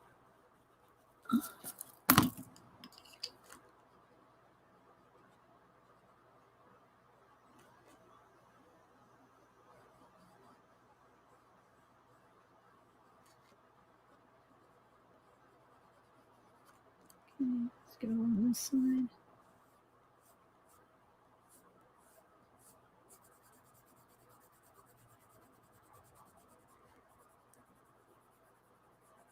There's going to be a nice white highlight right there. So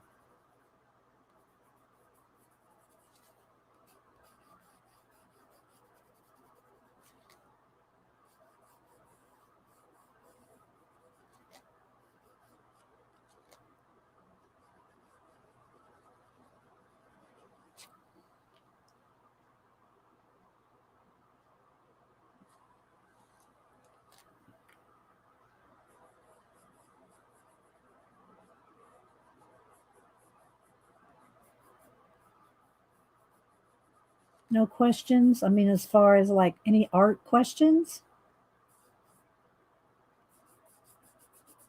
Don't forget, Janet comes on at 1. I haven't seen her say what she's going to do. Did anybody else see what she said, or did she say yet?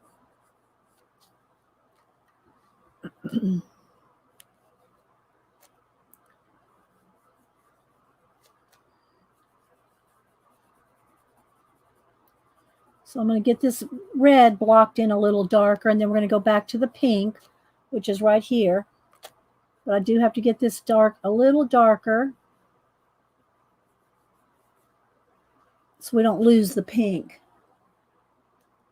What's the difference between the Polychromos and Prismacolor? The Prismacolor are wax-based, and the polys, if I'm not mistaken, it's been a while since I've researched it, are oil-based. So these are softer. The polys are a harder pencil. I like them, but I'm so used to the Prismacolor because that's what I grew up on.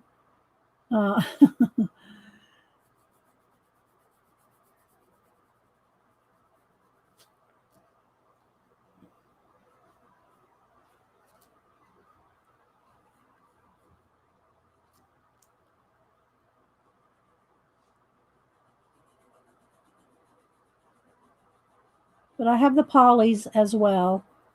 I have the polys, these are the Prisma. I have the polys and the Holbeins, the Holbeys, and the Lumies, the Luminants.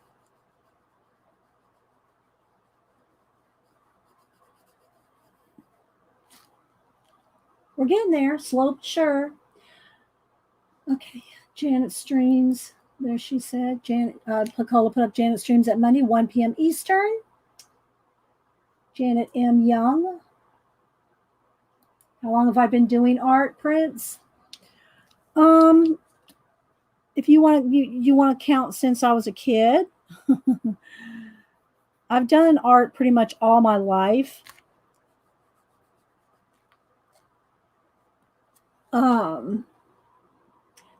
I've really considered myself an artist for 50 years. Yeah, and thanks, Zealy. Yeah, Yeah, put it in caps if you're talking to me. Sometimes I'll just glance over and I'll catch it. But if you really want me to see what you're asking me, put it in caps.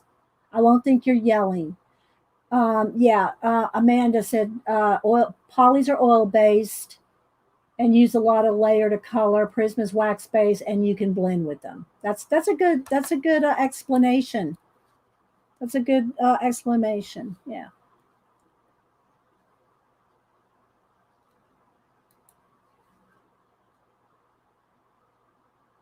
Do you find that the color and warm gray percentage pencils useful? Um, if like I used, I think I said I had to use a 50% gray because I couldn't find the 20. So I just used it lighter. I mean, it can be useful in fur and and your gray undertones in face. I mean, there's a lot of good uses for them. I don't find that I use grays probably near as much as say in Copics. When you're using Copic markers, I find that gray is more obvious, more, I don't want to say useful, but it's more obvious in like marker rendering than it is for me anyway in pencil. So I guess it just it could depend, I guess I could say. I mean, it's useful, but how useful, that's might just depend on you. All right, now I do want to sharpen. You want to keep a sharp pencil. That is important. You do want to keep your pencil sharp. And Prismas, because they're wax based and they're soft, you're going to wear them down a lot quicker. You're going to wear them down a lot quicker than you would your polys, which are a harder pencil.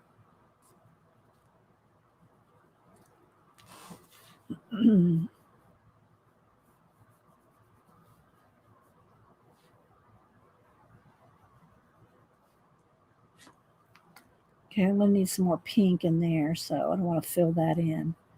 That's going to have pink right in there.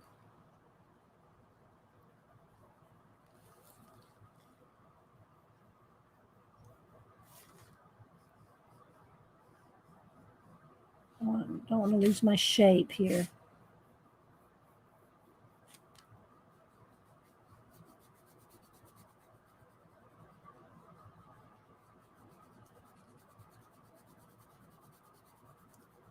I'm getting in here with my pink. Okay, I think I have enough red that I can get some pink in there without losing my swirls. Do you have to press harder with a hard pencil? I always say light. Layer it up, Devin. Now let me give you an example. If I knew that I was at the very last layer here on the edge, I'll just do this right here as an example. If I knew that right here along this edge, no more pencil was going to layer, I would push a little harder and get that final layer there, because I know I'm not going to put anything over it. But if you know you're going to be layering more on top of it, if you do that, you're not going to be able to blend. You can hard pressure more layers on top, but if you want to blend things, you got to keep it soft, because after about 10 layers of wax, you're not going to be able to blend anymore. You can hard pressure something. You could hard pressure. I could go over this with black and it would go over. But if I want to blend pink and red, it's not, after you get so many layers of wax, there's no more blend. So it's best to take it. See, look, she's showing you that she's got this really dark already at the very first step. That kind of scared me. I didn't want to do that. So, I'm doing it. Let me get a sip of my juice. I'm doing it softer. It's going to end up as dark, but I'm just taking it slower. Yeah, because that's more layering, Devin. That's layering. With the harder pencils, you're layering. So one on top of the other. You never really want a hard pressure till you know no more colors going there. This is my last color. This is my last layer. Then if you see something needs a harder pressure, then do it. But I recommend light layers as long as possible. Yeah, light layers. Yeah, there we go. And Amanda's saying light layers to build up also with the poly. But you do more blending. You do more blending with the Prisma, and that's why I'm saying why the gray is not probably as important in the blending as it is with a poly, which is layering. And the same thing for markers. Markers, you're layering up with markers, so I think it might be more important when you do that. All right, so now let me go back to my pink here. We're over here at the pink. Okay. And the reason I went back with some more red is just so I can see where the white swirls were a little better. So now I can see where to put more pink.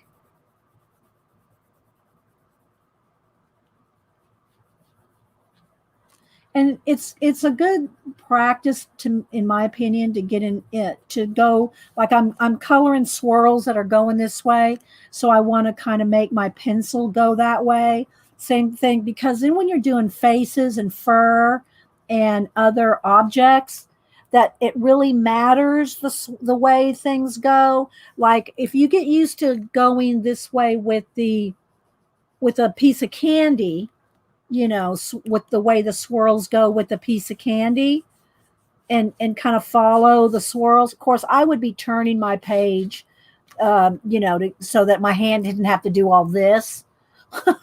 If you weren't here, but I try not to move the piece for you guys' sake. But if I wanted the swirl to go this way, I would turn it this way so I could get the swirl going this way or get the swirl going that way. But because I'm trying not to turn the paper much for you guys, so you're going to see my hand kind of go around like this, where normally I would just turn the paper, right? I would turn the paper, but for you guys, I'm trying not to. But if you get used to doing the direction of things, then when you go to do fur, let's see here, and you want the fur to go in the direction of whatever it is, then you're used to making your marks go the way that you want it to go. You just get in the practice of it going a certain way, right? So it's a good habit to get into, to follow the item the way it would go. All right, so now the pink here kind of comes about to there, because there's a light area right in here too. So I want to make sure that my light area is going to be distinguished in there. But let me get a nice layer of pink here. And then across the gray here.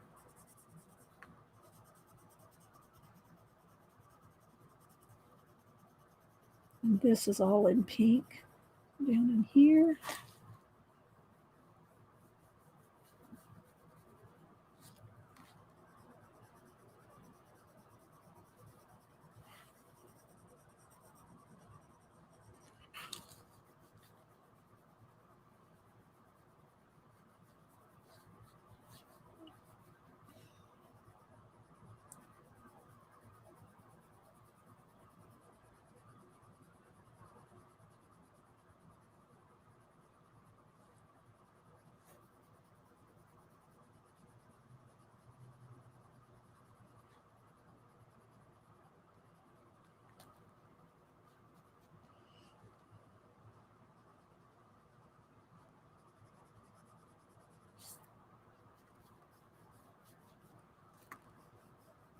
I'll look back up a chat here in a second.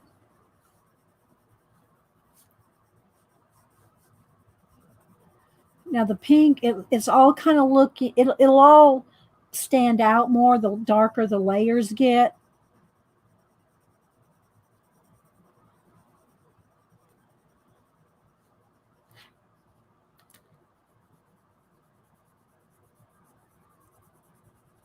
But I'm just taking my time as far as getting it, layering it up. How's it looking so far? Y'all think it's looking good? Yeah, it does take a lot of layers. That's true. But that's what I love about color pencil. Color pencil and collage are my two favorite mediums, and I could do them all day long. Either both or either. If I can mix them with mixed media, even better. See, I want to try to get this going this way here.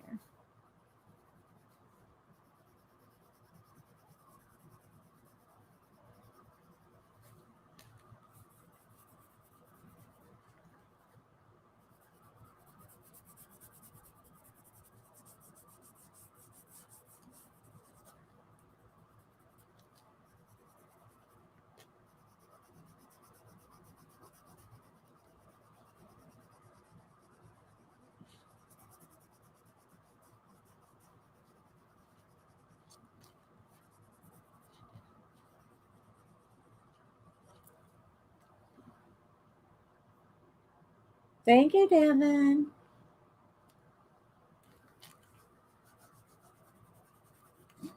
So, but as you can see, it takes time. It takes time to layer it up. Okay, so I got a nice layer of pink and some orange, more crimson red and blending, which I will be doing. And the Tuscan, I think I'm going to go in here with my Tuscan red now and get some of these dark reds in here.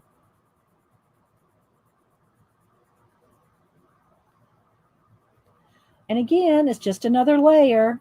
And see that the thing is, oops, I kind of went out of, let me get my, where's my electric? Did I leave it out here? Electric eraser will dig deeper.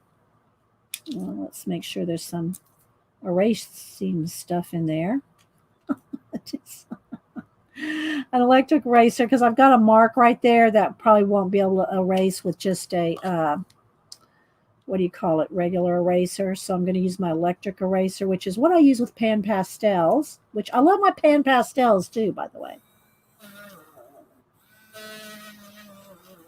So I went out of line, so to speak, but I can fix it with a Posca if I have to. But it color pencil is very hard to erase. Okay. All right, so let's go back in here with some Tuscan red.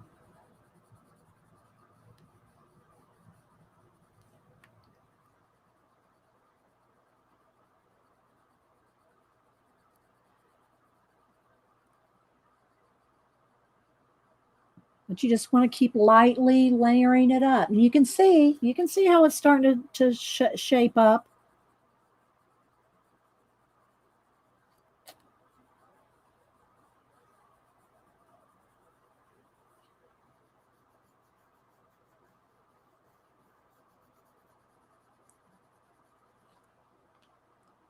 But she just gives you such good step-by-step, see? And some of them, it's probably hard on camera to see the distinction between this, this, and this. And the big difference here in these is really some of the orange and then some of the darker 70% cool gray right along this edge, which I haven't put in yet. And then it's even darker here. And then here she has more Tuscan red. So as I start building up the shadow side, it's really going to start to pop. And then here is where all those highlights are going to be on. Okay. So right now I'm kind of going in between. Well, really, I'm kind of going in between here because I want more Tuscan red. And as soon as I get some more Tuscan red on here, then I'm going to go in here with the darker blue gray. Okay. Because I'm building it up a little slower than she started out as. So yeah, the eraser, the electric eraser, this is a AF-matte one, but there's you can get a Derwent. I have a Derwent and an AF-matte, and the thing about them, and they're interchangeable. The little plastic housing, this can interchange, and then you can put a wider, a fatter piece of eraser in the Derwent, or well, it's really just the housing, this part right here. So this you change out, then you can put a fatter piece of eraser in here. And my Derwent is in with my pastel stuff, so I'm not going to pull it out right now. This one was just on my desk. But it's just a battery operated. Okay, so let's get back up here in some of the Tuscan, the darkest red.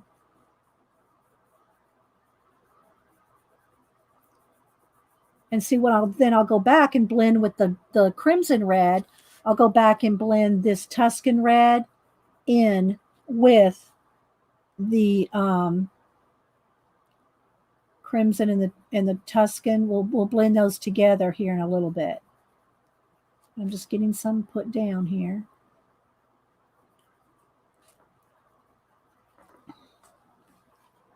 But you got to take your time. You really got to take your time. And again, normally I wouldn't be going like this. I'd be doing this, right? To get a nice round shape here. I'd be turning my paper, but I try not to do that on camera so that y'all don't have to like get dizzy. So that's why my hand kind of goes around this way.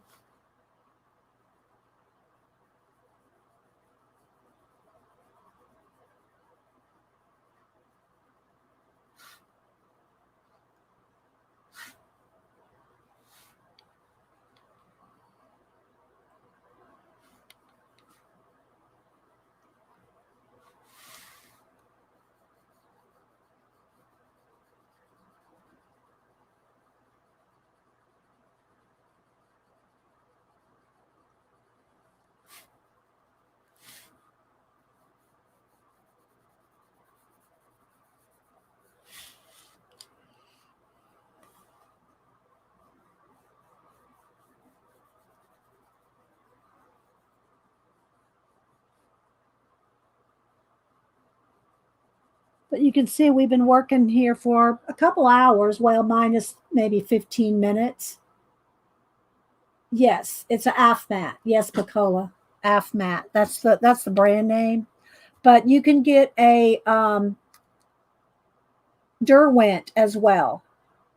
The Derwent ones you can get at Michael's and Hobby Lobby. I got this one off of Amazon.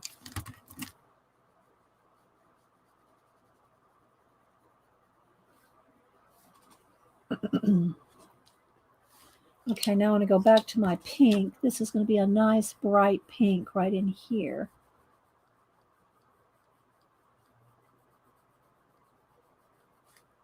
Sharpening.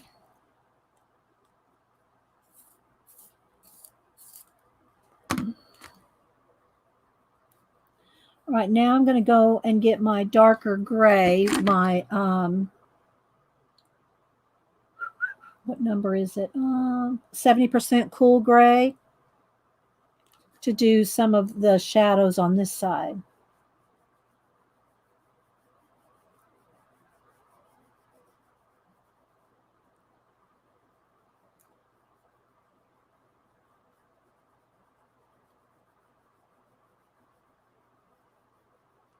But take it easy when you're doing these, grays and shadows at first until you get them right where you want them.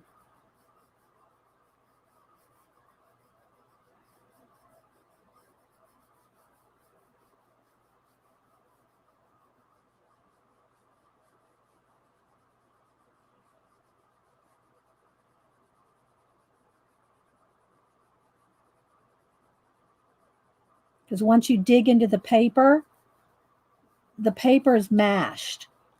And even if you make a mistake and you want to erase, your paper's already been mashed down. Once your paper's mashed down with the pressure of the pencil, you can't make that paper pop back up. Okay, Devin, thank you. You have a great day too. Thanks so much for popping in. Devin, did you get your picture yet? Did you say? I don't even know remember if you said. Yeah, you did. You got Lucy. I'm thinking, did you get Lucy yet? I forget who I send. I mean, when stuff, people answer me and tell me when they get their stuff.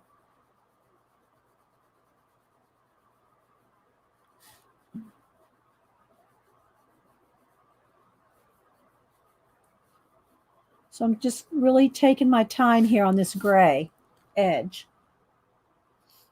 And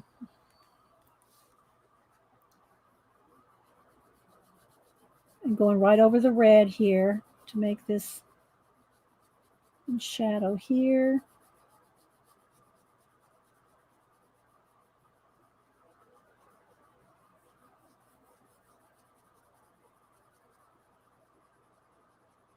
Oh, and y'all remember when I did salsa for Taco Stacks? Taco Stacks is a YouTuber y'all need to follow. Taco Stacks is a YouTuber who does trash picking and salvaging, metal salvaging, and flea markets. And he has a dog named Salsa. And I did a drawing of Salsa for him. And it was back when I was testing out StreamYard. So a couple of the videos aren't the best. But he got it in the mail. And he did a video of his Happy Mail. He only checks his Happy Mail once a month. He only checks his Happy Mail once. I got to do that. I mean, lets it pile up. He lets his Happy Mail pile up and only opens it once a month or so. And so he finally opened up his Happy Mail from the last month. And in that batch was the picture I drew of salsa for him. And he really liked it. I was so happy. I was so happy. Oh, okay. So Devin, you haven't got it yet. Okay, I couldn't remember. Oh my gosh.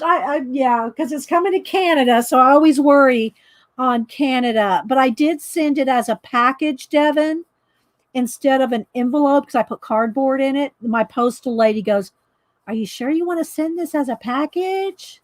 I went, "Yeah." Okay. So it's coming as because I put cardboard in it, Devin. So yeah, hopefully Lucy will arrive. Lucy will arrive shortly for you.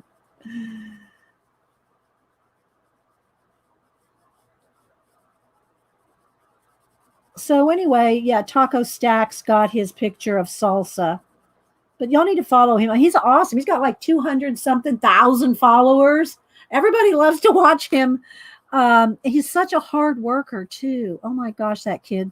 I think he's probably in his, I don't know, 20s, I guess, maybe late 20s. I don't know. He looks real young. And he is such a hard worker. Oh my gosh, that kid's a hard worker. And I really like his channel. I've followed him for a long, long time. So I just wanted to do something for him.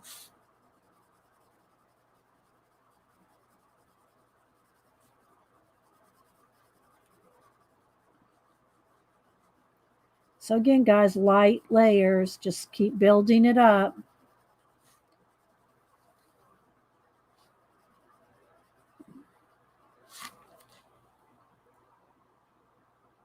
Oh, thank you, Picola. There's a link to, yeah, Taco Stacks. Oh, and you put the link to the video. Yeah, it's about, I think it's about 25 minutes in where he opens it up. But I mean, you watch everybody's stuff. I love seeing what everybody sends him. They always send him T-shirts and gift cards and all kinds of stuff because he's a great kid. So I'm just kind of slowly building this bluish gray, cool gray, building it up.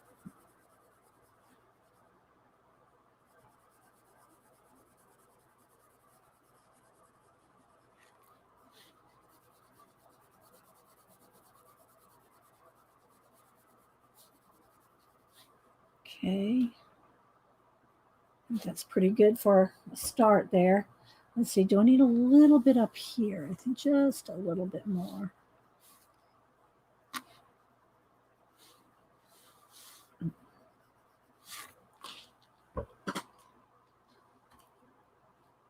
All right, she'll be safe. Yeah, aw, Devin, she'll be safe.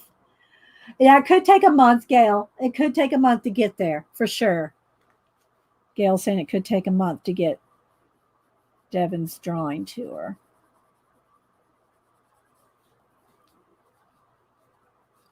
All right, so I got that gray star. Now again, we got to keep blending. We don't want any texture showing. See the texture still? All right, so let's see. Do I want to add some more pink yet? Or maybe, I think I do. Get a little more pink here.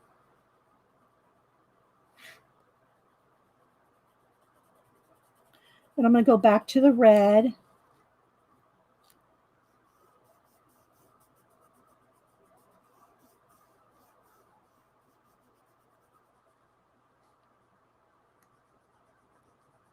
A little pink in there. And of course, we can always add a little bit of white on top of it to make it the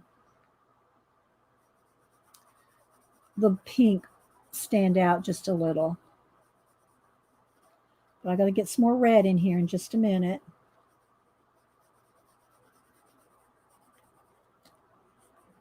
Let's see, this is pinker right in here.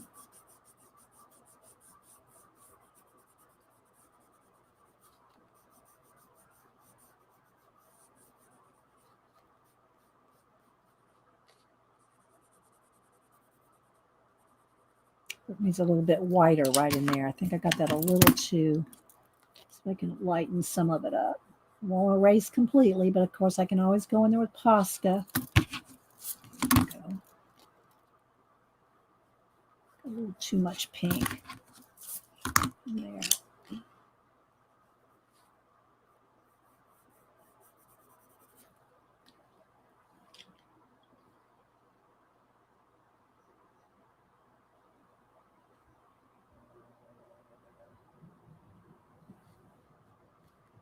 Okay.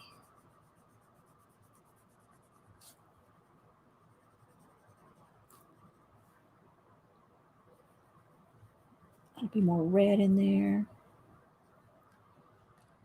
Just kind of. All right, now I'm going to go back to my crimson red. Crimson red, and get some more red in here.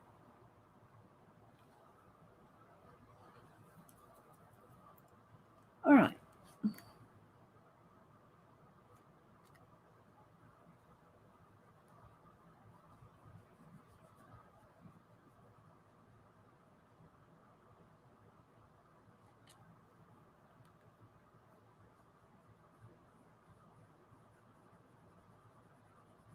So now I'm going to start thinking about some of the final red layers.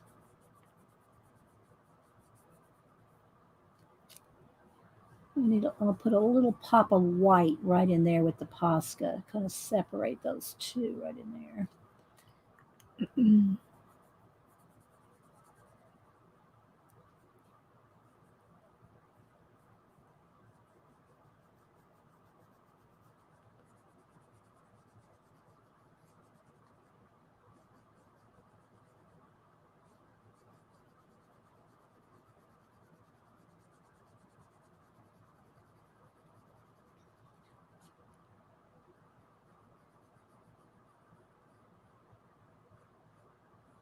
And again, it's not going to look exactly like Helen's, but it'll be a good rendition, I think, in the end.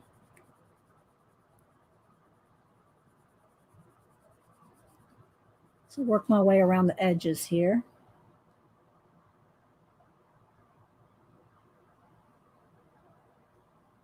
Yes, Noonies, they're all good. I showed them at the beginning. If we get a second at the end here, I'll do another flip of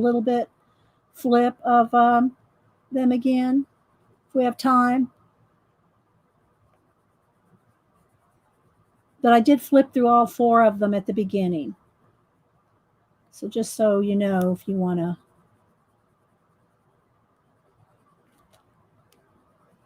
see a little preview of them.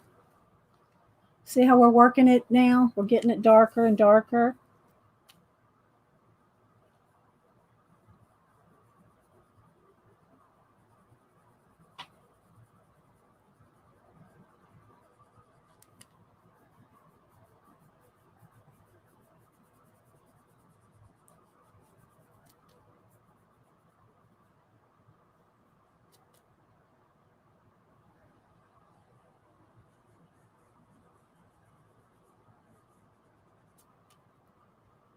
It just takes a minute.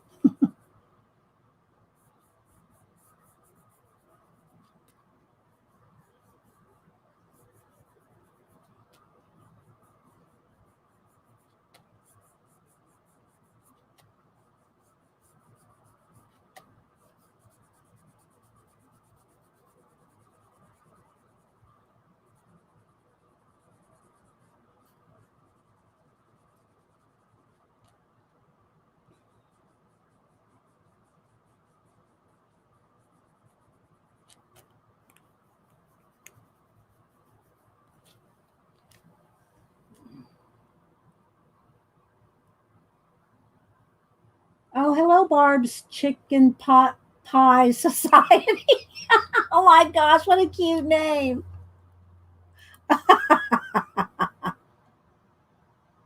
Chicken Pot Pie Society. Oh my gosh. Hi, Curly.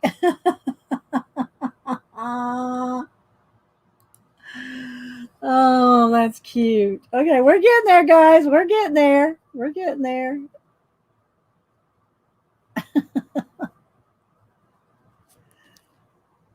I'm not talking as much today because I'm really trying to concentrate on getting this done well, right? So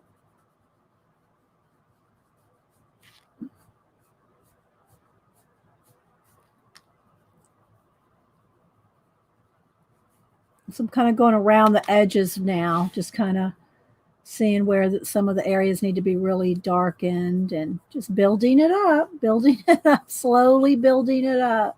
Okay, I got to sharpen again. Hi, Becky and Steve. Becky or Steve. Get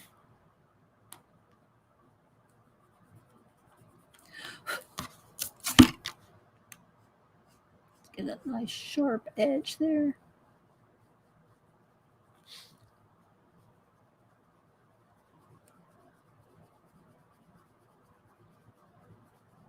And when we get the white Posca on there, you're going to see it really pop.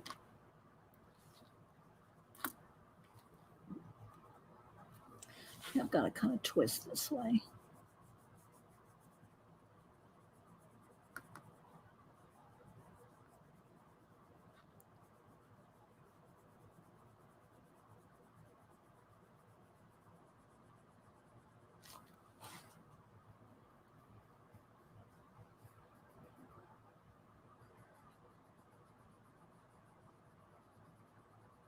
But I don't want to get rushed at the end here. I want to keep it going.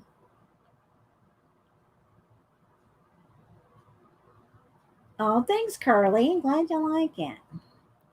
All right, let's see here. Some of these swirls into the middle here need to be a little more swirly. Let's get them swirled in.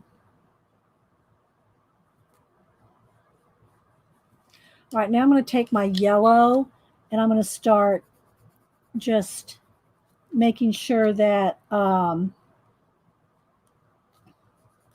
it's nice and flattened out here.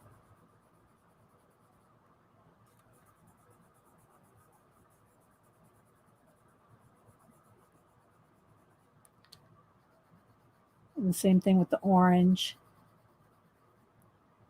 There's just a little bit of yellow right in here. Just a little bit of. Can go back with the orange.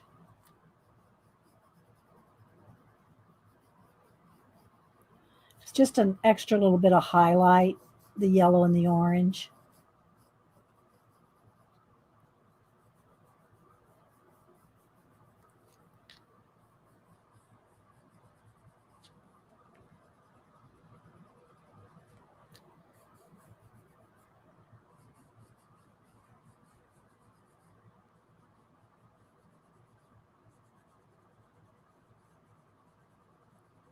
Just trying to blend it in.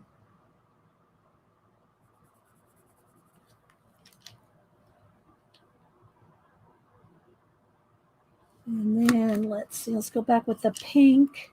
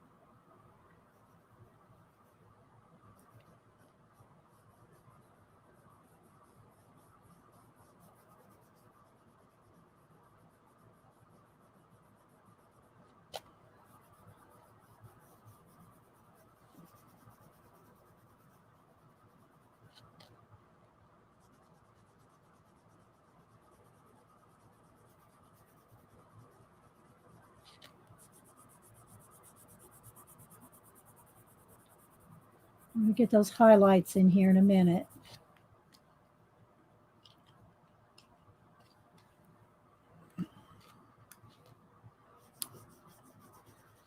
Okay, because she uses the white Posca with all the highlights.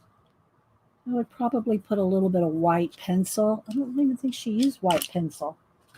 I don't think she did, but I'm going to use a little bit.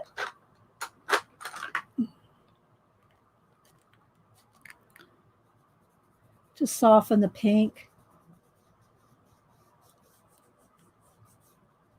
Or to blend out, flatten the pink. And then we're going to put more Posca on top for the bright, bright highlights.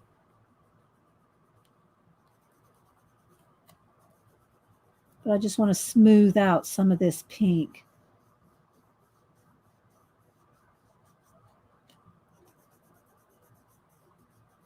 Sharpening.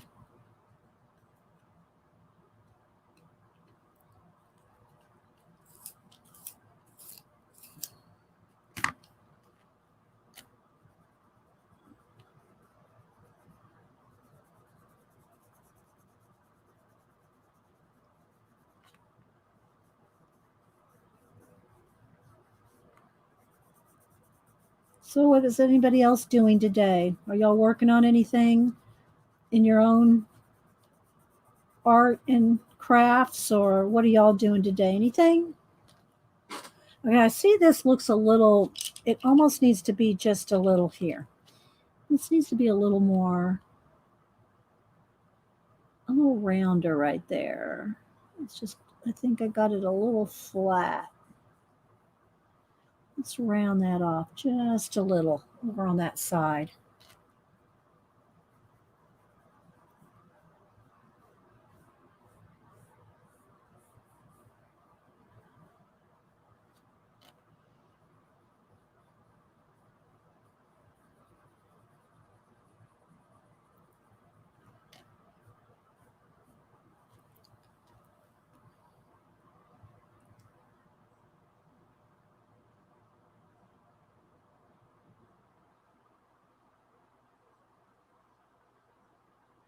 Gail's working on a greeting card. Thank you, Rana.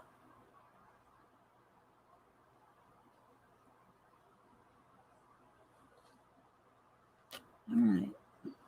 We're getting there, guys. Just takes a little bit of time.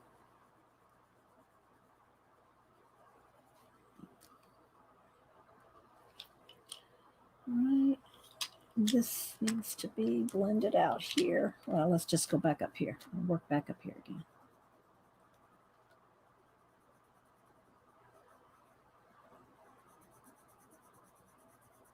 And again, normally I would just turn the book sideways.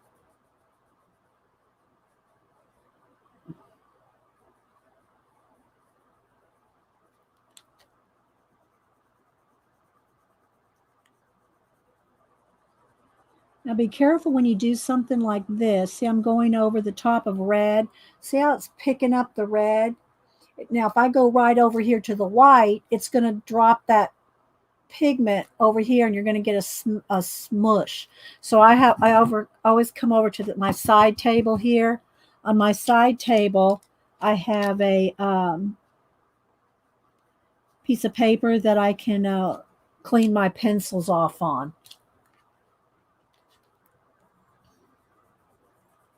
Otherwise, you could be smearing one color into another.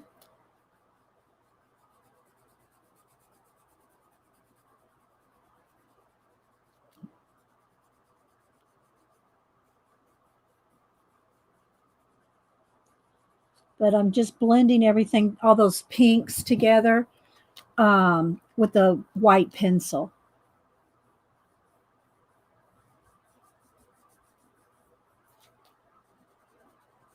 Softening them together.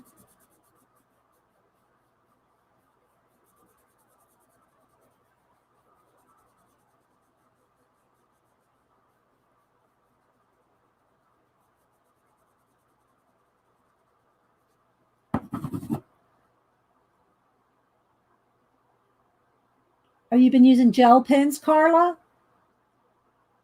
They're nice and sharp. Oh, thanks, She Spins, Juanita. Okay, I'm just going to keep, I got to sharpen again.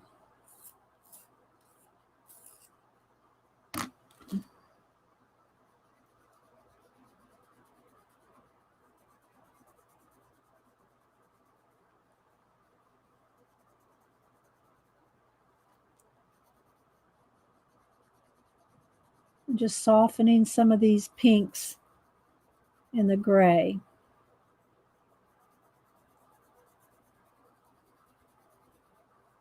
We'll go back in the red in a minute.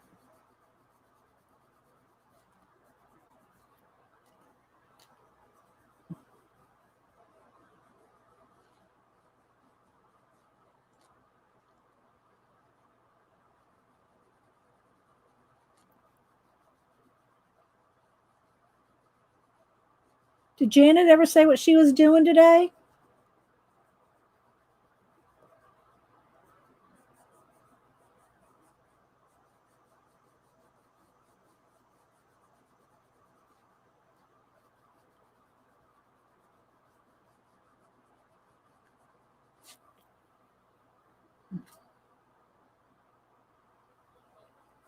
All right, we're getting there. I'm just going to keep blending out these pinks.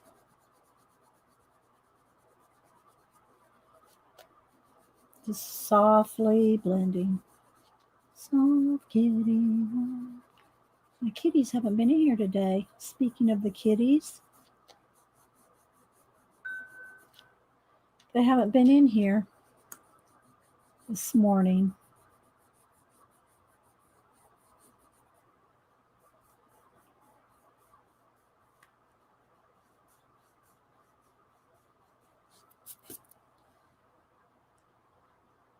You're going to talk about water-soluble products and probably a quick watercolor. Awesome. So that's what Janet's going to do. She probably said earlier and I missed it.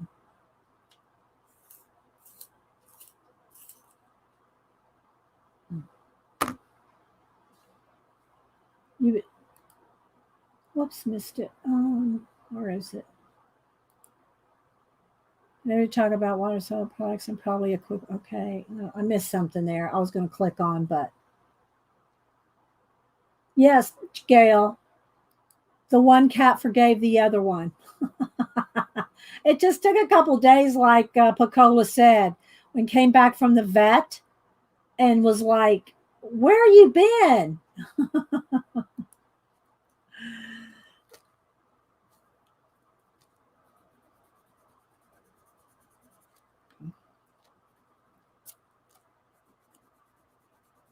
All right, so I'm going to smooth some of this out. I'm going to try to get her done here without having to rush too much, because I do want to show the book again. Oh, I don't want to put the red there. I want to get this pink done here.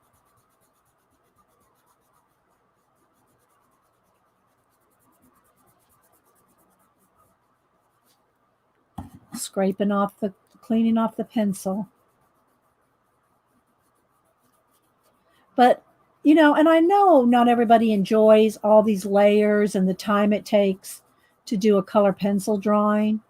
I know it's not for everybody, you know, and it is time consuming, but you have to like the process. And that's true of any medium you do. You have to like the whole process. You probably like some parts better than others. I mean, you know, you're going to like different parts of the process better than others, but you have to like the process, or you won't either do it well or you won't have fun doing it, because it does take some time. And if you don't like the process of the blending and the shading and the, you know, color layering, if you don't like it, you're not going to stick with it. Oh, you like peppermint. So whatever medium you pick to work at, if you want to get good at it, you're going to have to like it. So, you know, make sure you pick something that you really enjoy.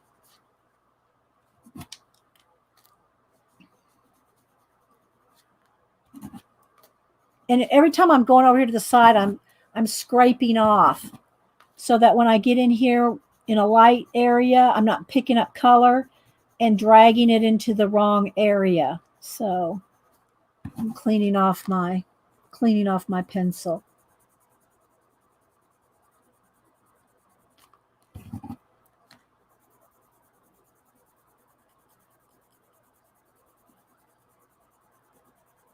Wait till we get to the Posca. You're going to see it really pop.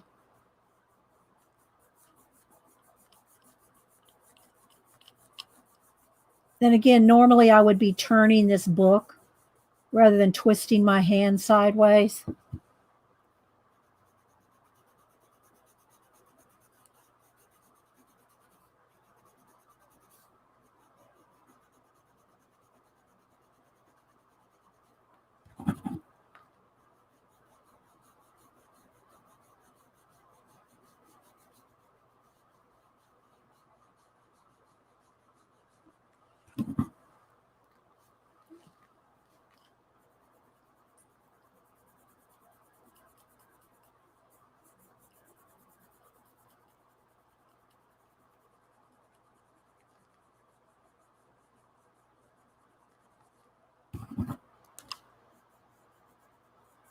Okay, sharpening.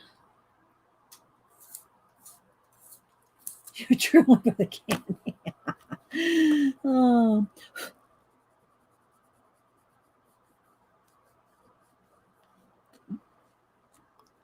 Get all this pink worked in.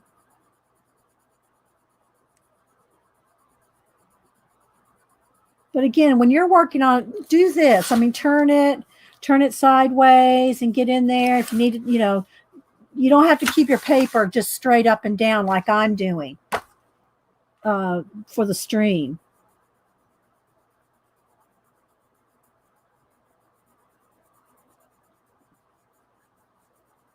Okay, so I'm just blending all this pink.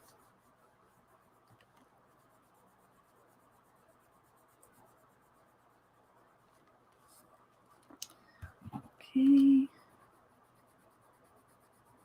All right, now let me go back in here with the red crimson and get some of that blended in here.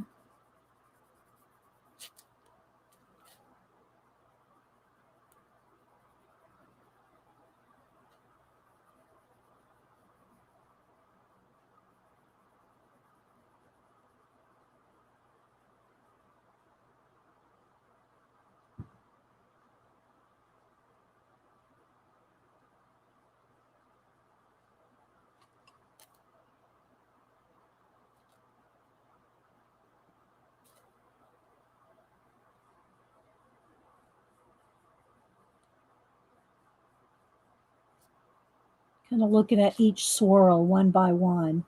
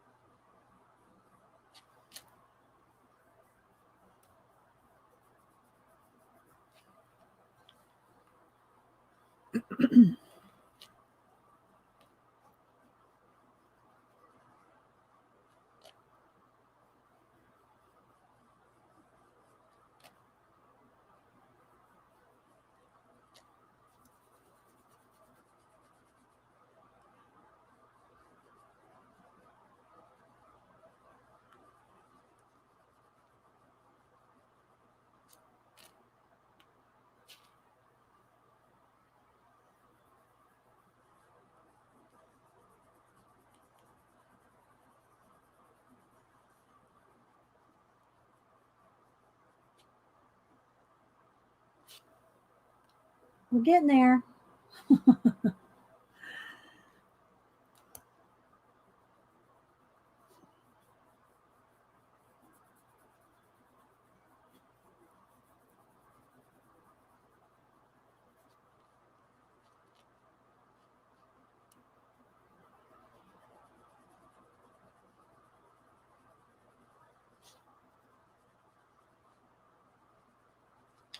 Okay, I need a little more pink right here.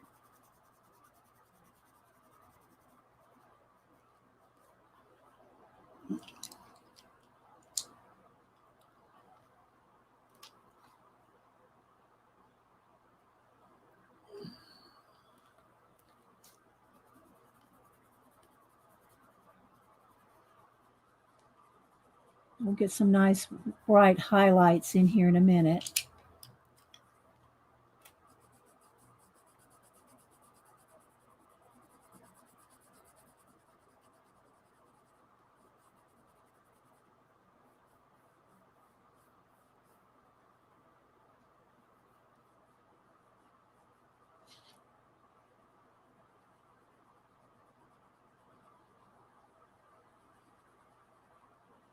We'll go through the book again.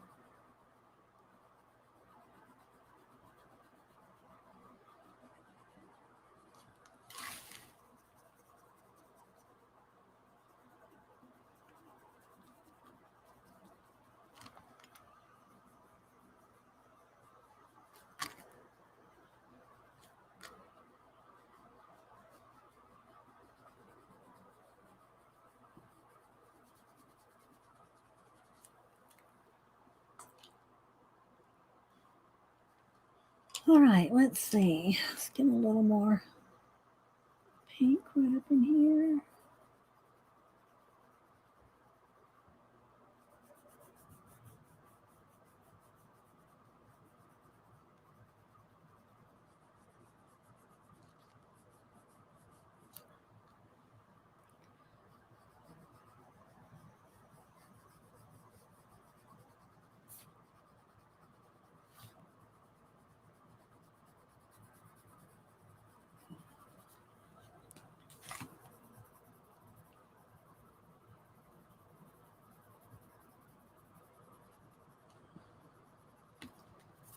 All right, getting there, getting there.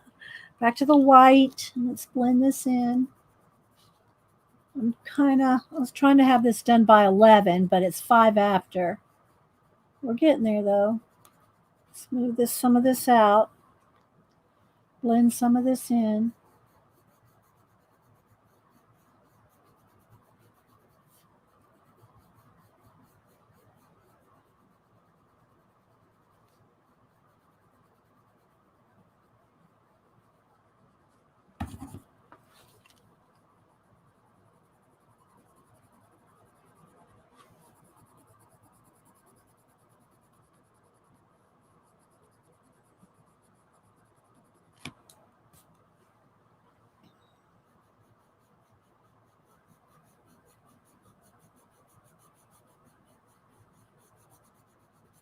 Let me check chat.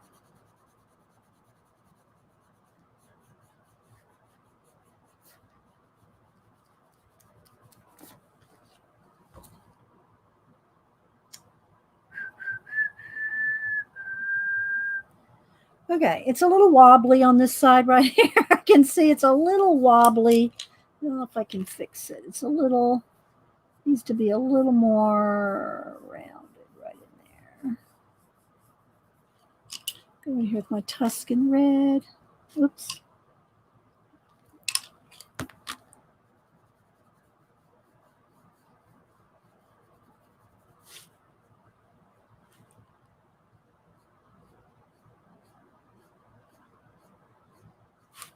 So we can slowly round this out just a touch. Sharpening.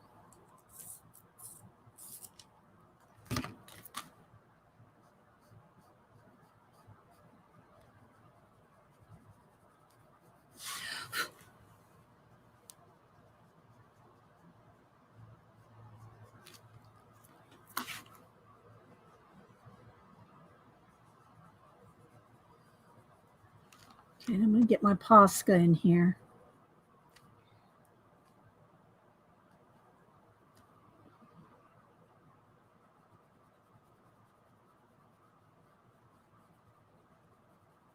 You just got to keep going over it and blending.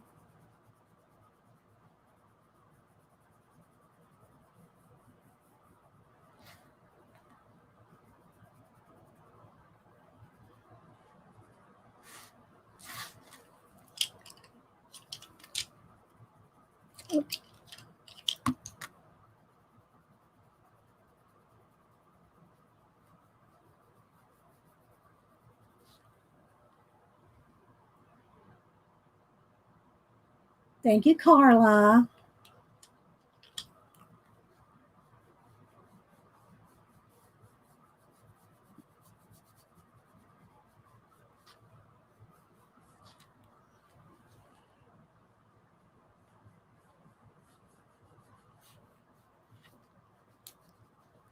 All right, let's see here. All right, now I think I've got it pretty well blended. There's a couple places. Sharpening. Okay, let's get a couple places here smoothed out. I'm going to go in here with the Posca and give us some nice, pretty highlights.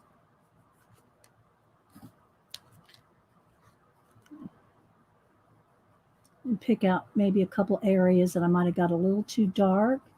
We'll go in there with our white. Now remember, the thing about Posca, you can fix things with and make it white, and then if it's too white, you can go back over it with color pencil. So like for instance, if I got an area in the pink that got too dark, I can go over it with the Posca, and then when the Posca's dry, I can go add the pink over the Posca. So you can go back over the top of your Posca with the color. Just got to make sure it's dry.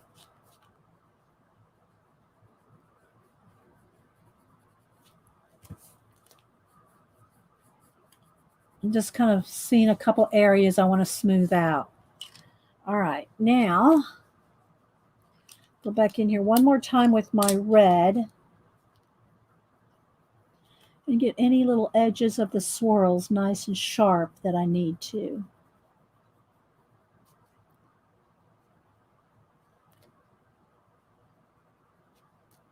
Oh, gotta fix that with the orange right there.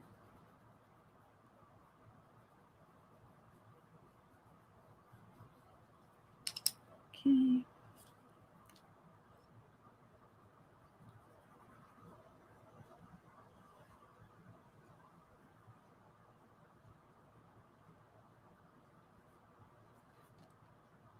Just kind of going around all the swirls and seeing where I can, whoops, do a little touch up.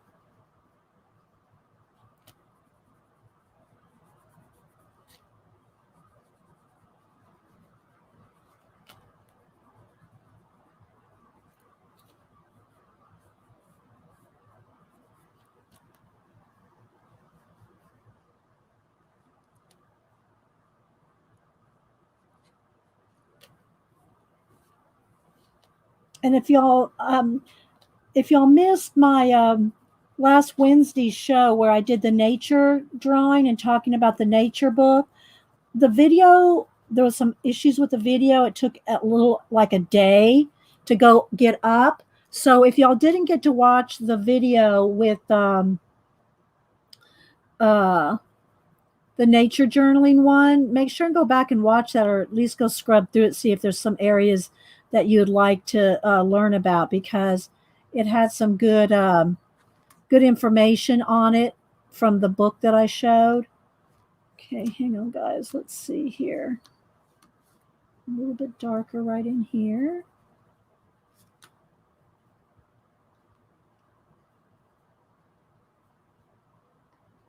This has to have a little bit.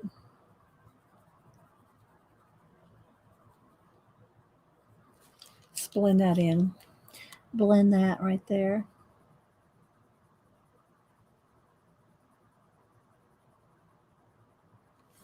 And then this needs a little bit.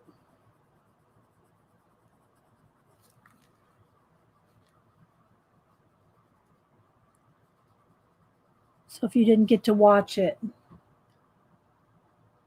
okay, I don't want to sit here and overwork it. No, I'm going to stop. I'm going to get my white Posca in here. I just want to kind of blend everything in.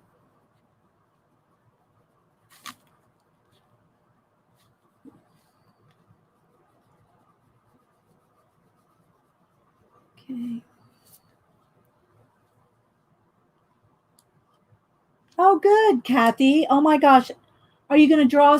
Oh, you drew them in your last stream? I didn't see it. So Kathy said she was inspired to draw some of her own flowers. I mean, I'm telling you guys, if you have not seen Kathy Arbor's Instagram, you need to go follow Kathy.Arbor. And she shows her, she does a class every Thursday at 1 Eastern. So y'all go follow Kathy Arbor. And then also, she just said that she inspired to draw some stuff out of her own garden. It's awesome. Her garden stuff is awesome. Okay, so here's what I want to do. Got a little flashed out there. All right, so now what I want to do is get those final bright highlights on here. And I got it's a little messy up here along the edge, and I know it's because I'm not turning. Let me just go ahead and turn this real quick, just so I can get a nice sharp edge. That's kind of hard to do on the angle when it's not, when it's, I can't turn it. I can't get that nice sharp edge. So let's go ahead and turn it just so I can get that there. And I need my gray. I need to sharpen the gray because I can see where it's not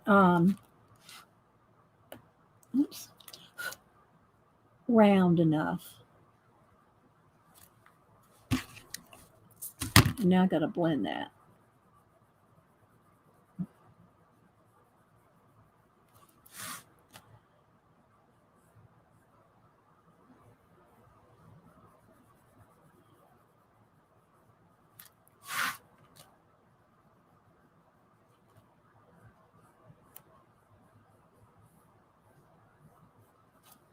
Okay, that's probably pretty good there. Okay. So now I'm going to take my Posca and we're going to do some little highlights and some little bit of detail. See, like right here, I can tell this right here made the shape of that side of the candy a little off. So we'll just get rid of that.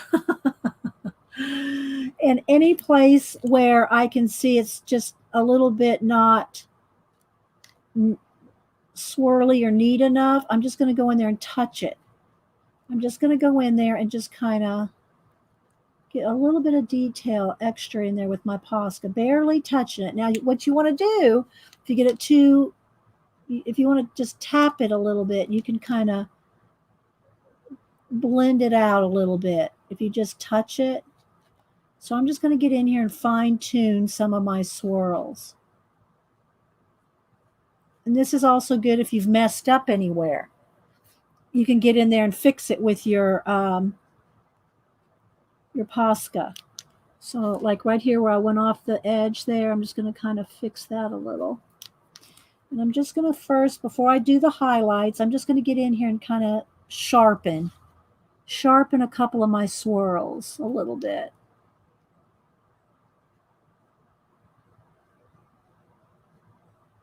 And I'm not pushing hard. I'm just barely dragging the Posca.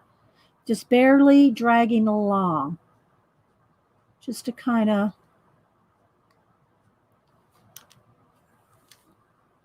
fine tune a couple of those little swirls right there in the middle.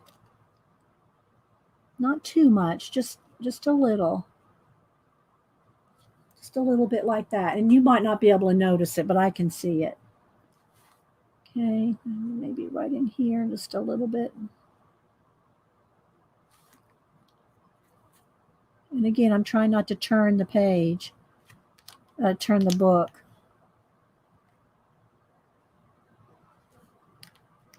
Okay.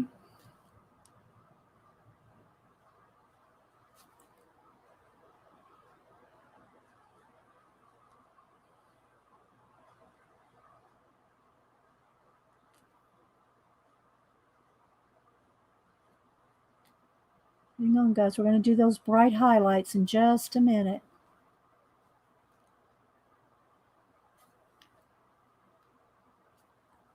Okay. All right. So there is, now you got to be brave. You have to be brave to do this. You see how bright that highlight is? Now just look at that highlight. Just look how bright it is. If you don't have a Posca, you could also do this with acrylic paint. But just so you know, you got to be a little brave now. Okay, so here we go. I think I'm going to turn the book. I'm going to turn the book so I can get a swoop. Otherwise, my hand can't do that arc, you know. So what I want to do here now is I'm going to find that bright highlight right across here. Okay, now, all right, now hang on. Don't be a-fearing. Okay, so I'm going to put some on, and before it completely dries, I'm gonna soften it. So I'm going to put quite a bit.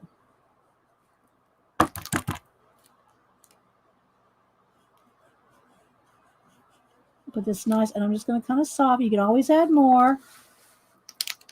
Okay.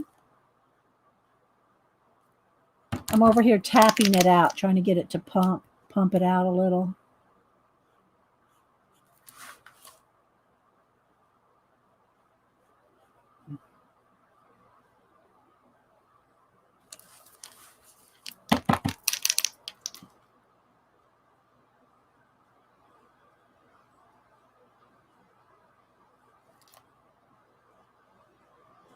I'm doing it very lightly.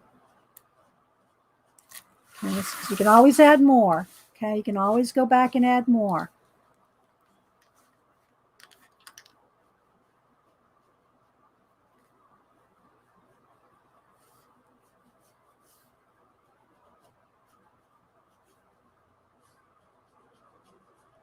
Okay. It's a little bit thicker right in here.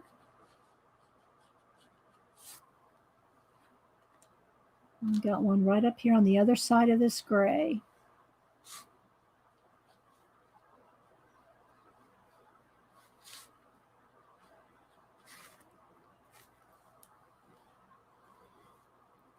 Okay, this needs a little more down here.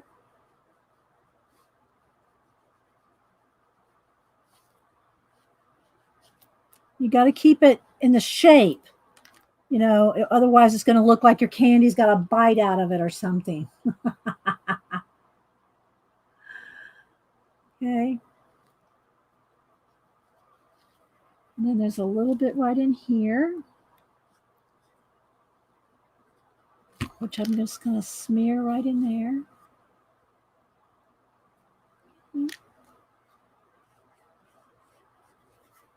Soften this one a little bit softer than this harsher, brighter one.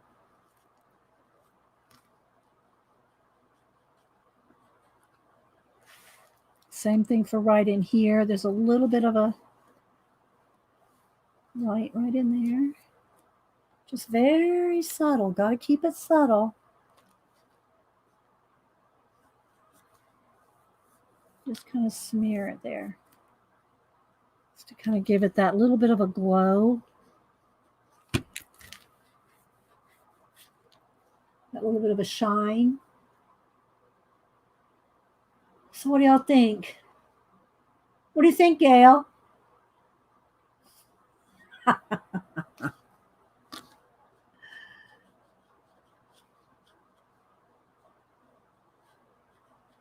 Alrighty. I'm going to show the book again. Do I want anything else? Do I want any more brighter, lighter? I think that's pretty good. So you can kind of see here, this is where I can also put a shadow underneath if y'all want, like so it's not floating. We can put a little bit of, I think I'll just do that with paint. I'm just going to get a little bit of gray paint, just be quicker. Let's just get a little brush just to be a little quicker. But you could do this with pencil too, but I'm going to do it with paint just because I don't want to take too much time to do this. And then we'll put a little bit up. I got to shake that up just a little bit more, a little bit of the oils. And then we can add just a little bit of pencil right along the edge there.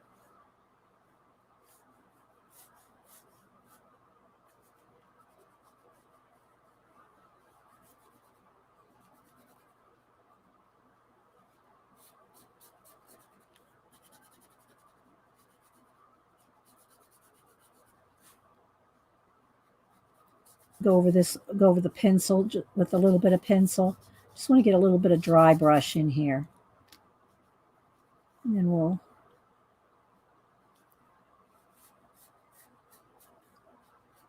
go over that with pencil just to have a little bit of shadow under it. I'll let that dry for just a second. And then I'll sharpen that edge up right there with the dark.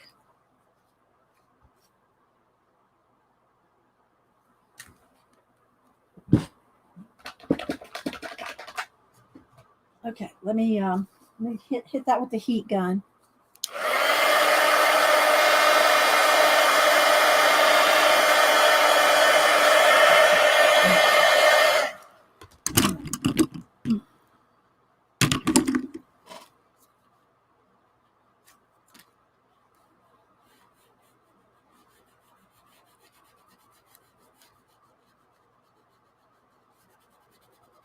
Just to make it quicker.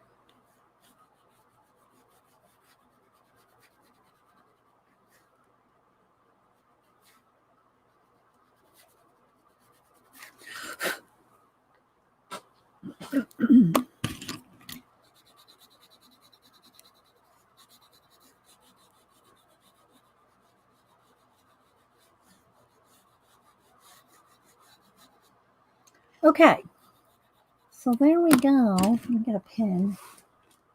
So there's my version of Helen's. This is the brush. I don't want a brush.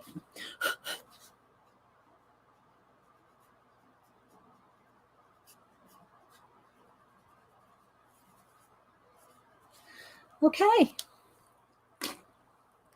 let's back out a little so you can see it more like it's not real close up. There we go. So there we go. That's from Helen's. There's her sample, step by step, in about 2.5 hours. It took us about 2.5 hours. And again, let's look at the book again. This is Colorist Special Effects 4. I'll take a picture of it, guys, and I'll make sure and take a picture of the book, and I'll take a little angle shot of the step outs so you can see it. And I'll post it on Instagram and Twitter.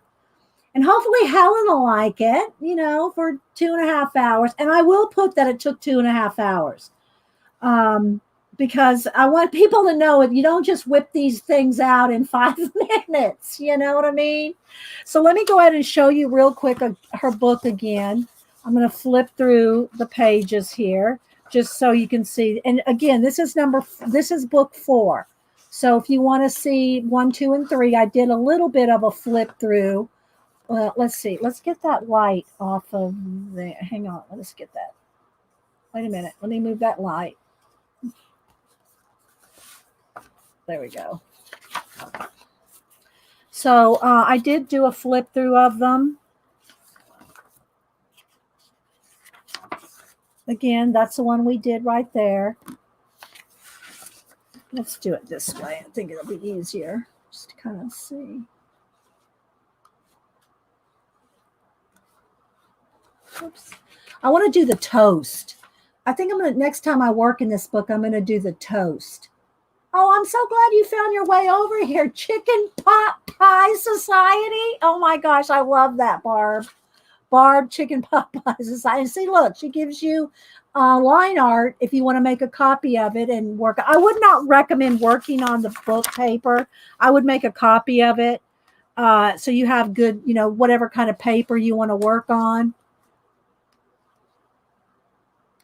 So each book that she's done has different special effects. She doesn't really duplicate anything. I mean, she might do a water droplet on different ones, but it's all different stuff. In one of them, she kind of specializes on crystals and glass and gems and does a lot of this kind of stuff, gems. And but I did do a little flip through so you can kind of see. I like all of them. Each one has its own, you know, series of stuff. This one has a lot of bottles. We didn't get to this. I know somebody asked me to do one of these potion bottles, but you saw it took almost 3 hours to do the 2.5 hours to do the piece of candy. So and then she does a little word search and some little things at the back. But let me see. Let me show you the other 3. So this was Color Special Effects 3. This one is 2, and this is 1. And in book 1, we did the eyeball. Let's see here. This book, we did this from and again, I hand drew it, so it's not exactly the same eye as hers, but I tried to follow her steps as close as possible. And so if you like, this eye or some of the others, I did do a flip. That's the first one. So I hope y'all enjoyed Color Special Effects 4 and doing the, it's actually the one from the cover. So yeah. Do you flip through books critical for me purchase? Oh, well, thanks, Debbie. Yeah, it is. I know a lot of people like to see some of what's in there before you buy it. So I did do a flip through of all the other 3. Now, I didn't do a, stop on page by page, but I gave you a rough idea of what is in there so you can kind of pick which one you want to buy, or buy them all, buy one at a time, buy the ones that you think you're going to like, and then try it. If you are not a color pencil artist, it's going to take you a while. And she does talk about different things at the beginning of the books, tools and different things that this one doesn't have as many as like the first one. She really got into more shading gradient. So, maybe you might want the first one if you want more tool. If you've never done color pencils before, then I'd probably recommend the first one, just because she gets into more details and she gives you color charts to chart out. Well, I got our samples in here. She gives you some color charts to chart out and gradiate your own, do your own shading so that you can practice. So it's just like any medium. It's going to take you some time to learn it, to learn the techniques. Seriously, guys, I've been working with color pencils since I was a teenager. So, you just keep at it. If you love it, you're going to, you'll take your time to do it well, All right, guys. Well, I'm going to head out. Don't forget, Janet comes on in about an hour and a half. I appreciate everybody sticking with me this took about 2.5 hours. We've been here about 3 hours. We did a little chit chat and a little stuff, flip through the books, but this took approximately 2.5 hours. So thanks. Thanks, Cat and Paste. Oh, wait. I got to do something. Wait for it, guys. Cat and Paste. She didn't think I was going to do this. Now, I'm not going to probably put them back in the same order, but Cat and Paste, I said, some of my pencils I couldn't find because they weren't in the pencil case. And so I said, after the show, they're probably going to end up in my pencil trays instead of back in the case, because I keep these in the case so that when I have to find a certain number or something, I have sort of in the right area. And Cat and Paste says, just face it, people. They're going to go back. They're going to go back in the trays. So this is for you, Cat and Paste. I am putting them semi back in the right spots.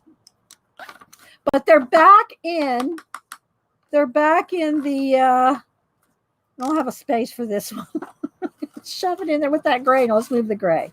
Let's put the gray over. Okay, I got an extra. What do I have? I got an extra pencil. I don't have a place for it. Let's just put it over here somewhere.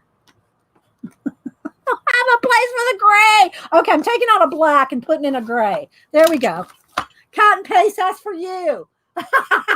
Okay, guys. Thanks so much. I will take a picture and post this on Twitter and Instagram. And again, I do want to promote Helen's books. I bought it myself. She didn't send it to me, but I do like her books and her work, and you can find her over on Facebook as well. Okay, guys, y'all have a great day. We'll see you at Janet's. Bye.